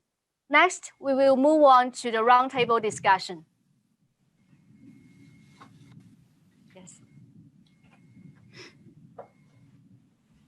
So Mr. Min Zheng, Chief Technical Engineer and Business Development Director at Mindray IVD, will take the floor and host the roundtable. Welcome, Mr. Zheng. Hello, everyone. So nice to see you, Dr. Bilo from South America, Dr. Bradini from Europe, and Dr. Westgard from USA. They're coming from 3 different continents, and today give us a very exciting and from their expertise in the clinical lab research and the practice. So also we have so many of the audience from 5 continents now. Looks like we have quite a few questions for 3 our distinguished scholars and one of the famous lab management research and contributors. So let's start with our question. I would say the first question of the since just Dr. Westgard just finished his talk. Is Dr. Westgard online? Yes. Oh, okay. You hear me? Yeah, I can see you. Since you just finished your talk, I will start with you first, if you don't mind. Okay. The first question actually coming from our Sing lab in Italy, Dr. Cosmo Ottomono. The question is, internal daily used quality can be used both as IQC and EQA? I'm not sure the question is clear to you. Is the same material can be used IQC and the like a proficiency test? I'm not entirely clear on the question, but external quality assessment typically is making use of a different group of specimens, and it's a different process. Typically, internal quality control would be used to evaluate performance within the laboratory. So that's a within lab tool, whereas external quality assessment is kind of an outside tool to compare lab performance with other laboratories. So typically they have to have different control materials. I guess the question probably coming from you because remember you read article recently published called the IQC component number 1 and IQC component number 2. So is that related to that, the IQC and the external QC? No. Not necessary? That proposal to have different control materials, that would basically mean you have one set of materials that you use to decide whether the analytical run is acceptable or not. And then you have another material or maybe a couple materials that are used for estimating measurement uncertainty. And then if you want to put external quality assessment in there, that's a third set of materials. So that proposal for this component 2 is actually a requirement for a new set of materials that currently aren't part of anyone's control schedule or the control management process. Great, thank you. All right, I will pick up a second question. Well, there's a question for Dr. Claudio Ferro. The question actually coming from Graziella Carlucci, a life brain in Italy. So could you please share your experience about lab management in operations and the TTA and the KPI kind of evaluation? Well, yes. Well, we have, as I told you, we have a huge team looking for KPIs and all things related. So in this sense, we have, as I told you, daily meetings in the morning, something around 30 to 20 minutes, looking for what happened yesterday, how long it takes to solve, how long it takes to answer the questions, and how long we solve the problem. So in this regard, we are all the time looking for KPI in terms of quality and checking every day what's going on in our lab. I think it's really what is important is to discuss with people from quality what were the answers and also what kind of reasons we have to do the answers and how long it takes. One of the claims of our patients is how long it takes sometimes to solve a problem. So instead of only thinking, as I told you, only thinking about the equipment itself, we also need to work with large teams looking for the quality and the quality of our answers. So we have a KPI decrease around 40% in the last year because we're really concerned about our attitude looking for problems with our patients. And it's interesting because in general, we have to think in quality as we buy our food, as we buy our cars. And I'm very happy to see the last slides of Dr. Westgard, because the glass, to me, seems there's something in the glass with very high standard of quality. So I think I know I could understand that Dr. Westgard not only is an expert in quality in terms of mathematics, but it's also he uses it in your daily life, because the last slide was typical for a guide who were looking for quality. I don't know what had inside the glass, but seems to me there was something very nice to drink. So, and also we have also another speaker from Italy that could talk a lot of quality in terms of wine. So that's why we're looking all the time for quality in our behavior. But more than that, the point is in terms of serious answer, how long it takes to solve your problem. If it takes too long and you don't solve the problem or you don't have an answer to your client, so this is not good. So the KPI seems to us the reliability of our attitude. Thank you. And the next question goes to Dr. Sergio Palladini. It's coming from Philippines, named Neil. How is it important to be an ISO certified laboratory? Is it really necessary? What do you think, Dr.? The certification, the accreditation, I think, yes, is necessary. You know that in 2003 was issued the International Line for medical laboratories requirement for quality and competence. And this is specifically addressed. Oh, I lost you.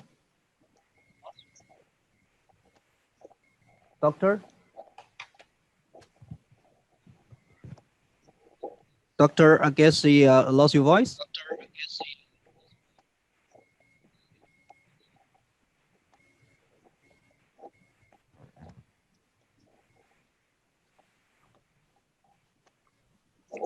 All right, looks like we lost a little bit voice from Dr. Sergio. Okay, I'll move to next one. Dr. Westgard, I remember 2 years ago, we met in the ACC. We will have a chat about your famous note about the IQC for good or for bad for the laboratory. So the next question actually is for you is, what's your recommendation about the frequency of the internal quality control? This question coming from LabMed Turkey, named Dr. Mahati Seda. Can you answer that question? How frequent we should use the IQC?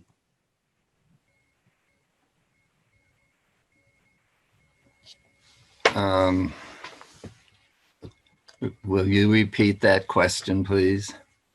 Yeah, it's what's your recommendation about the frequency of internal QC? About the frequency of QC? Yeah, frequency of IQC. Well, how many QC are you run every day or every week or 3 times a day? Something like that, I guess. Well, the purpose of the design and planning is to also be able to specify how often you run quality control. And that is the information that is available if we use Kurt Parvin's patient risk model. So that nomogram that I showed is a example of one of the ways to determine that frequency. With high sigma processes, you don't need to run quality control as often as with low sigma processes. I mean, that makes sense. And so again, sigma becomes the key design parameter. And if you know the sigma performance of your method, you can use those graphical tools to essentially convert that to guidance on how often you have to run controls. That CLSI document specifically was dealing with high production analyzers and made this recommendation for bracketed quality control, where we have these high volume analyzers that are sort of continuously running and producing results. So the idea with bracketing control is you have a control in the beginning, and then at a certain level, you have another QC event. If both of those controls are okay, then you can report. And then you have another QC event. And so you always use the last 2 QC events, the bracket, for deciding whether you can report or not.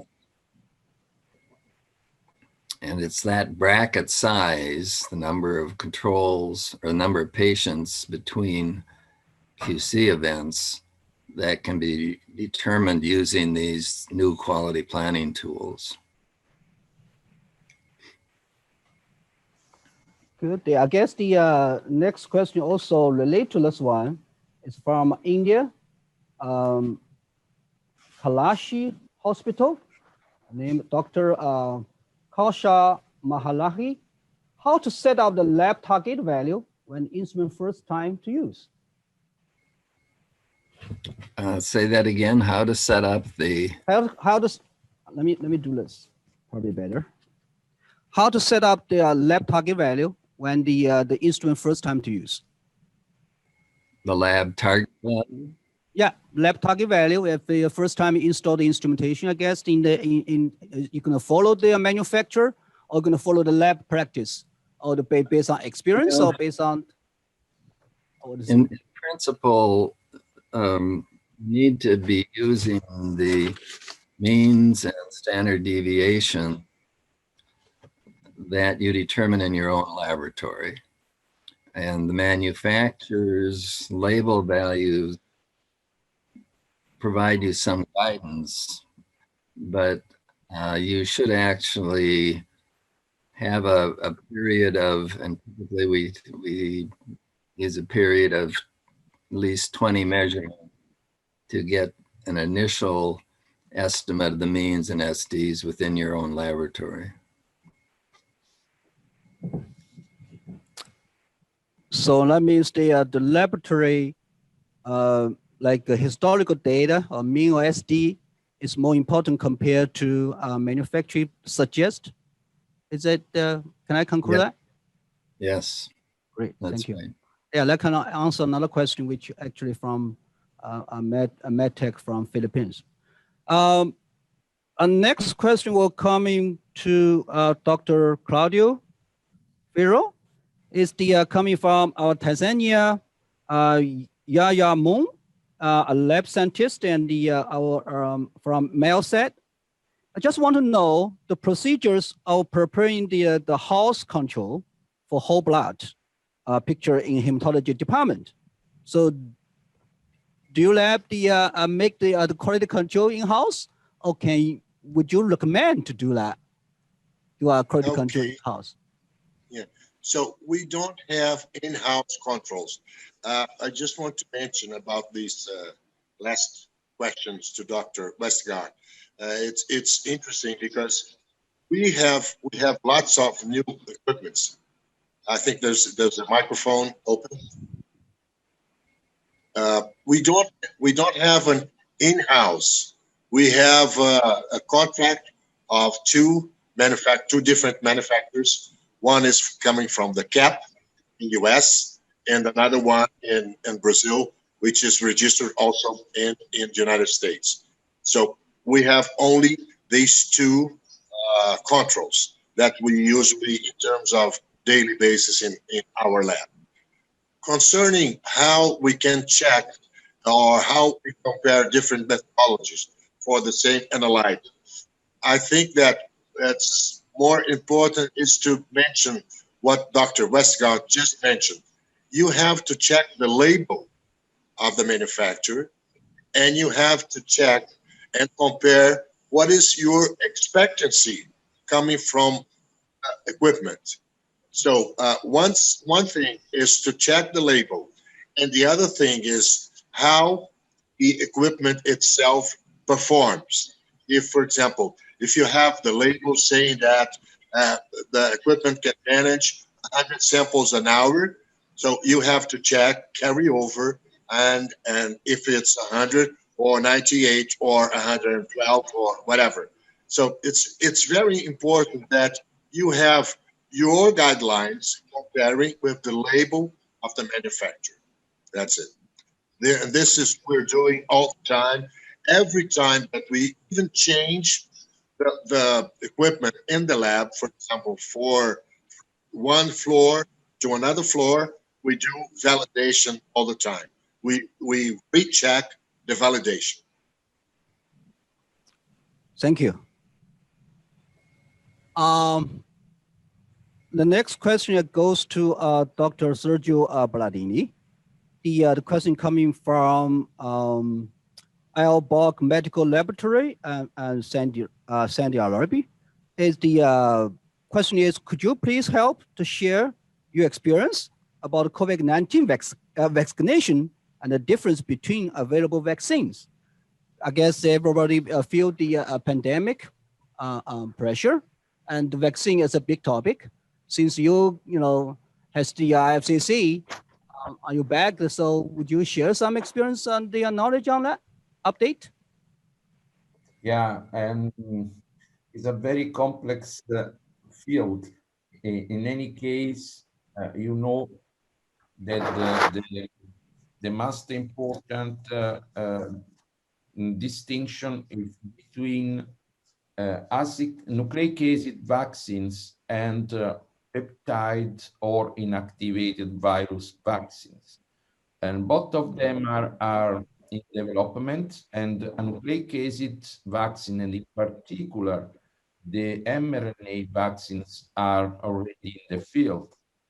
And it depends also from the country, because in Europe, for instance, as in US, we are using the mRNA vaccines today because they came in the market, in the routine for vaccination.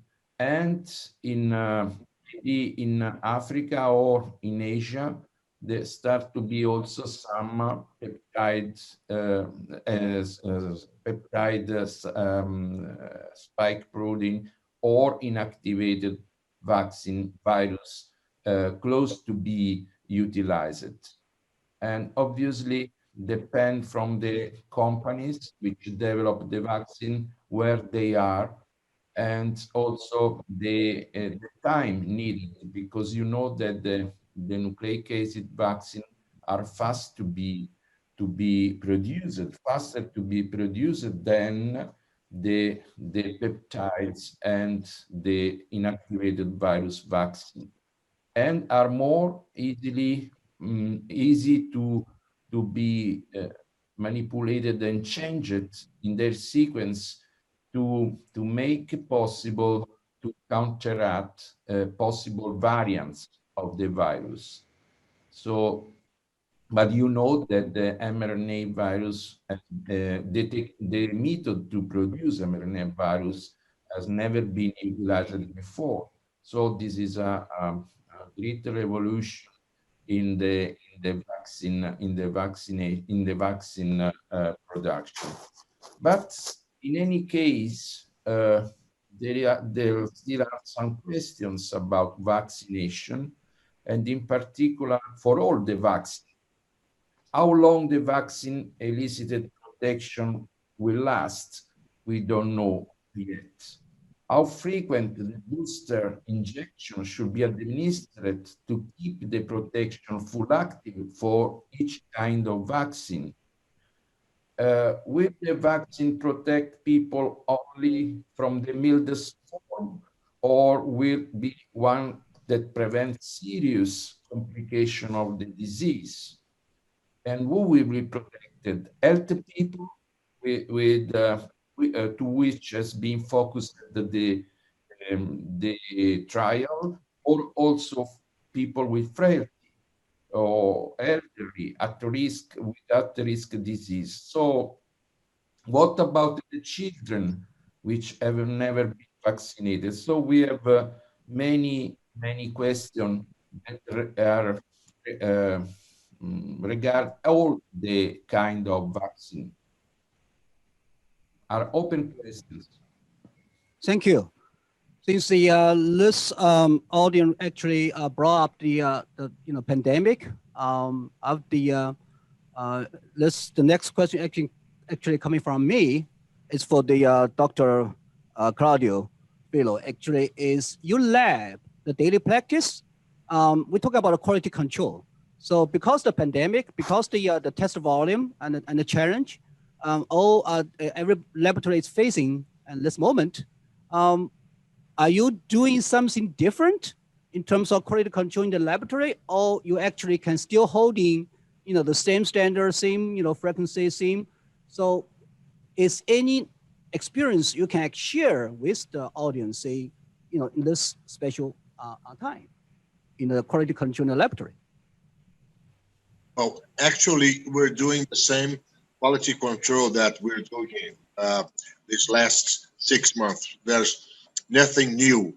The government asked DASA to perform the PCR and also the IgG, IgM, and IgA tests.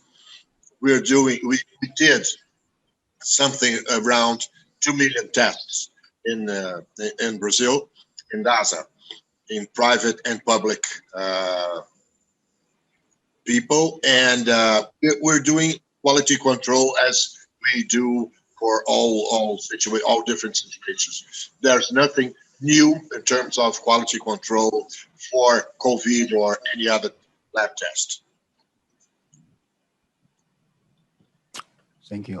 Dr. Westgard, is any add on this topic about the this special time, the pandemic, and the what the quality control should do to help the lab management?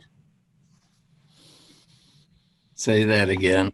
Yeah, if you add, do you want to add a couple points in the comments on this topic about the quality control in the pandemic? I think one of the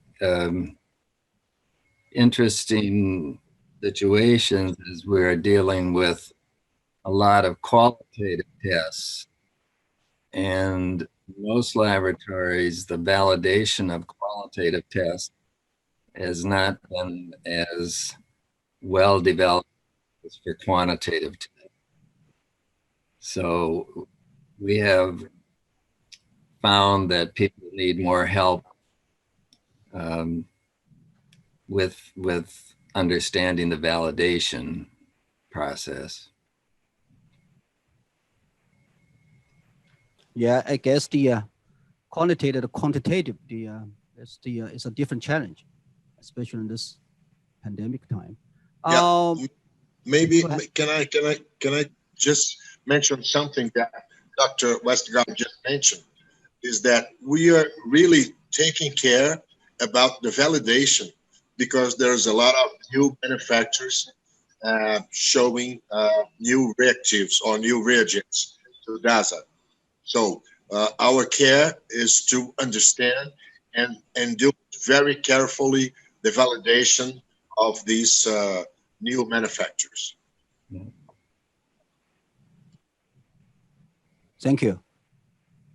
The next question actually goes to Dr. Sergio, is how can we compare different methodology for the same analyte? Different Yeah, it's a methodology? different methodology. For example, for the same analyte, you may have a different technology or different methodology to test them, to measure it. How can you compare? If you don't, obviously, if you don't have a standard, you have to try to do the harmonization process. You have to. This is the same situation which should be very good to make for the COVID-19 test for in serology, for instance, or also in molecular biology. We need to. You can harmonize the data, and there is obviously a process to do this. A series of steps that you have to perform to looking for harmonization if you don't have a standard which is able which make possible to compare if as the same method in different instruments or different methods between them. Thank you. Nice. All right, the next question goes to Dr. Westgard. Hope you can hear clear. So do you think, let's work for manufacturer like us. Do you think the manufacturers should make more effort on harmonization of the patient result for most of the chemistry parameters and to minimize bias between the systems? I guess like for immunoassay or chemistry system or even hematology system, sometimes a different system, a different result. So the manufacturer should do something more. What do you think?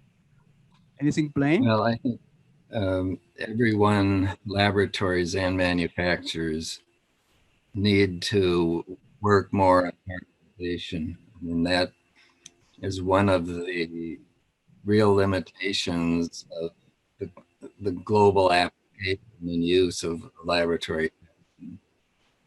We need to get a set of numbers that everyone is able to understand that they are in agreement, and that the biases and differences between methods are somehow minimized or corrected for.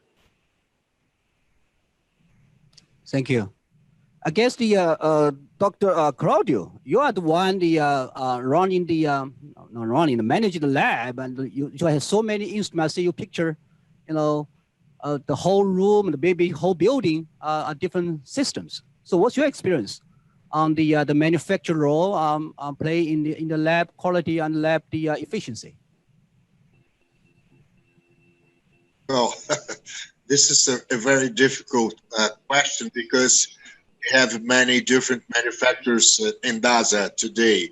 I think if you have the slide showing the total numbers of samples that we have on daily basis, I think you have this slide. I sent you yesterday, but I'll tell you something. We have today something around 40,000 samples on a daily basis in our unit. So we have different manufacturers, and I usually work with our quality team to discuss with each one of them. And as I told you, the decision to have an equipment It's not only comes from the technical opinion, but it comes from financial people, it comes from quality people most of the time, and also from our technical point of view. So I think it's different. There's no general answer for that, because each manufacturer we have to deal with on a very private situation.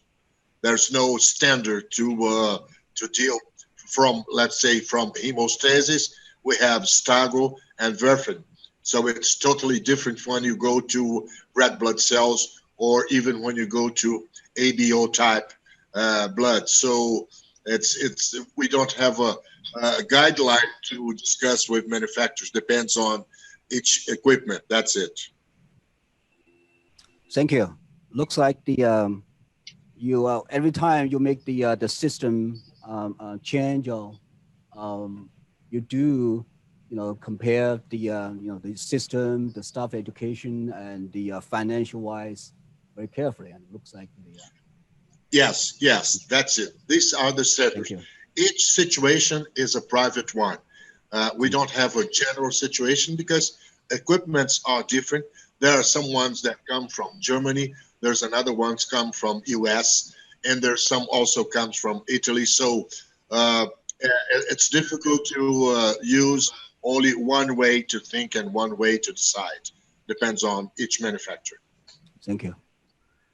We have quite a few questions actually talking about QC, Six Sigma. Let's pick up this one. This question for Dr. Westgard is, how about the Six Sigma correlation with the Levi-Janis? This is a question coming from Indonesia, named Luhan. Do you have a comparison between the Six Sigma and Levi-Janis? I don't know that those are directly related. I would say that with a Six Sigma process, you only need typically a single control rule. So in a sense, the Levy-Jennings chart is simpler. As you go to lower sigma processes, you may need to have like a chart that you can use for interpreting multi-rule. So the correlation really is that the higher the sigma, the simpler the control rules. And in a sense, then the simpler is the control chart.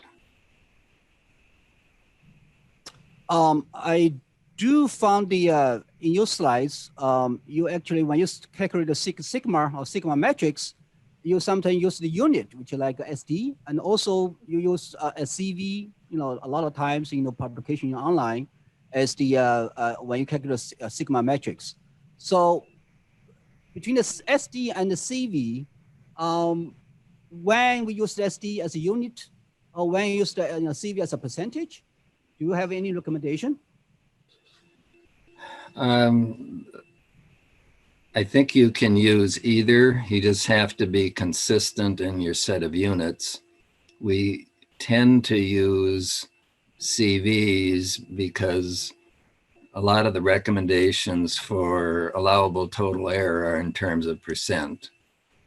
And so if the quality requirement is in terms of percent, it's easier to then work with estimates of the SD as percent and even estimates of bias in terms of percent. So you just have to be consistent with the units. If you're working in percent, all the parameters have to be in percent. If you're working in concentration units, all the parameters have to be in concentration units.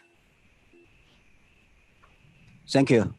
Yeah, I have some, if we keep going, we do have a lot, some question about the, Sigma metrics application in the hematology.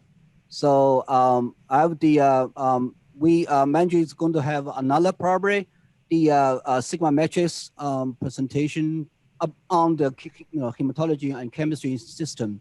So probably next seminar. But anyway, the last question, I hope the next question.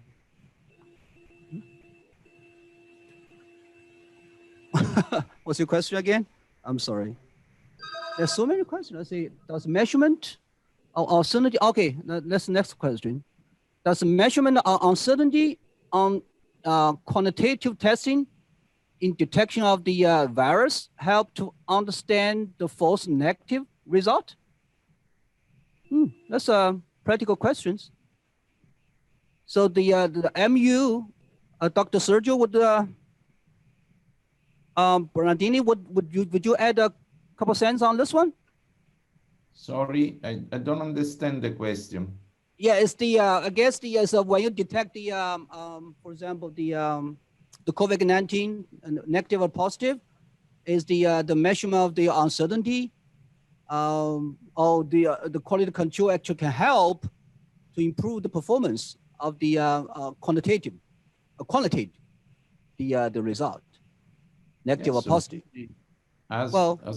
As Dr. Claudio told, we have to apply the quality controls program in the same way to the COVID assays, in the same way that we applied the quality control to other assays. Not difference about this.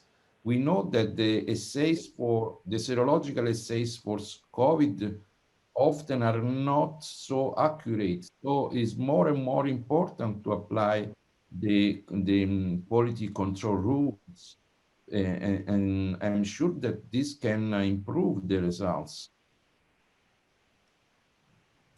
How about the, for example, my lab used to have not that many sample volume every day, but all of a sudden I have so many sample coming, so I would guess, for example, Dr. Claudio, you have so many sample every day. You have 22 million every, but for some lab, we don't usually have, little sample. Now all of a sudden you have a lot of sample coming.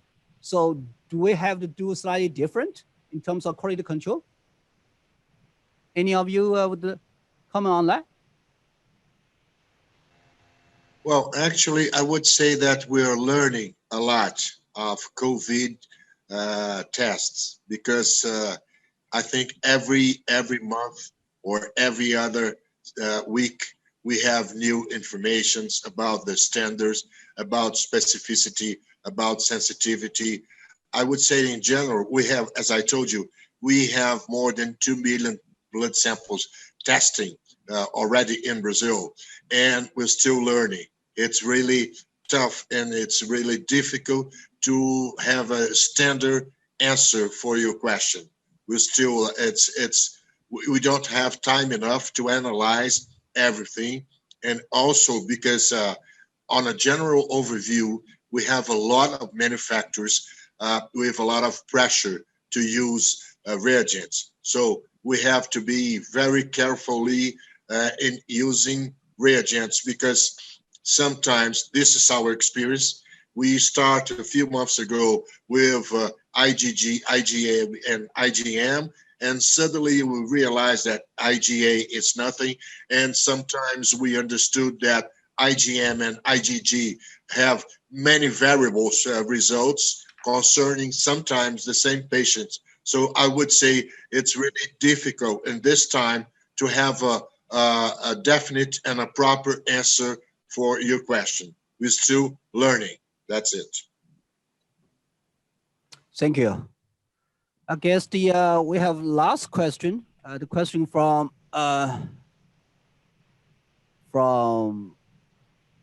cannot see it, but anyways, question for Professor Westgard. If the IQC and the patient samples compare very well, but the EQA, which is proficiency test, fails, there's not, because there's not enough members in the peer group, what correction action would be need be done for your from your recommendation? It's an IQC and the patient result, they think it's good, but the EQA, which is the proficiency test, fail because they don't have enough member in the group. So would you recommend? That's a very difficult question to answer without knowing a lot of specifics. But basically, you have consistency within the laboratory on your methods is what that seems to imply, but it's not consistent with other laboratories. And basically, you need to investigate why there is that difference.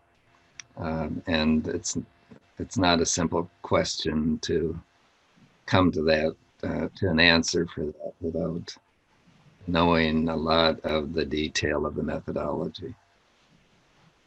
Yeah, I guess it is a challenging question, actually. If you read the CAP website, there's a specific section called the, I guess called the APA, alternative practice or action, something like that. So deal with the, if you don't have a group, but you do want to, participate the PT scheme and use the data to do a self evaluation. So if let's, customer has any question specifically, you can write to us and we can actually talk about it and discuss. Yeah, it is a challenging question. There's no yes or no answer, but we probably can work on something. All right, thank you very much. And so nice to see you again. 3 hour distinguished and the expertise and scholars from the world. And I'll see you next webinar. Yeah, I promise we have another webinar. All right, thank you very much, and I appreciate that. And also thank you all the audience. We have so many audience still sitting, and there's so many questions still coming, actually. So I thank you very much and for your time, and we had a wonderful time this during the seminar. Thank you. Thank you. Bye-bye. Thank you. Bye. Nice day for all. Okay, thank you, everyone. We appreciate your participation and active engagement during the roundtable discussion. Now, please scan the QR code and take 1 minute to finish the survey. Your feedback will help us improve our event in the future. And thanks again for joining us today. And we will see you at the next LabTalk webinar soon. Bye-bye. Okay. Thank you. Bye-bye.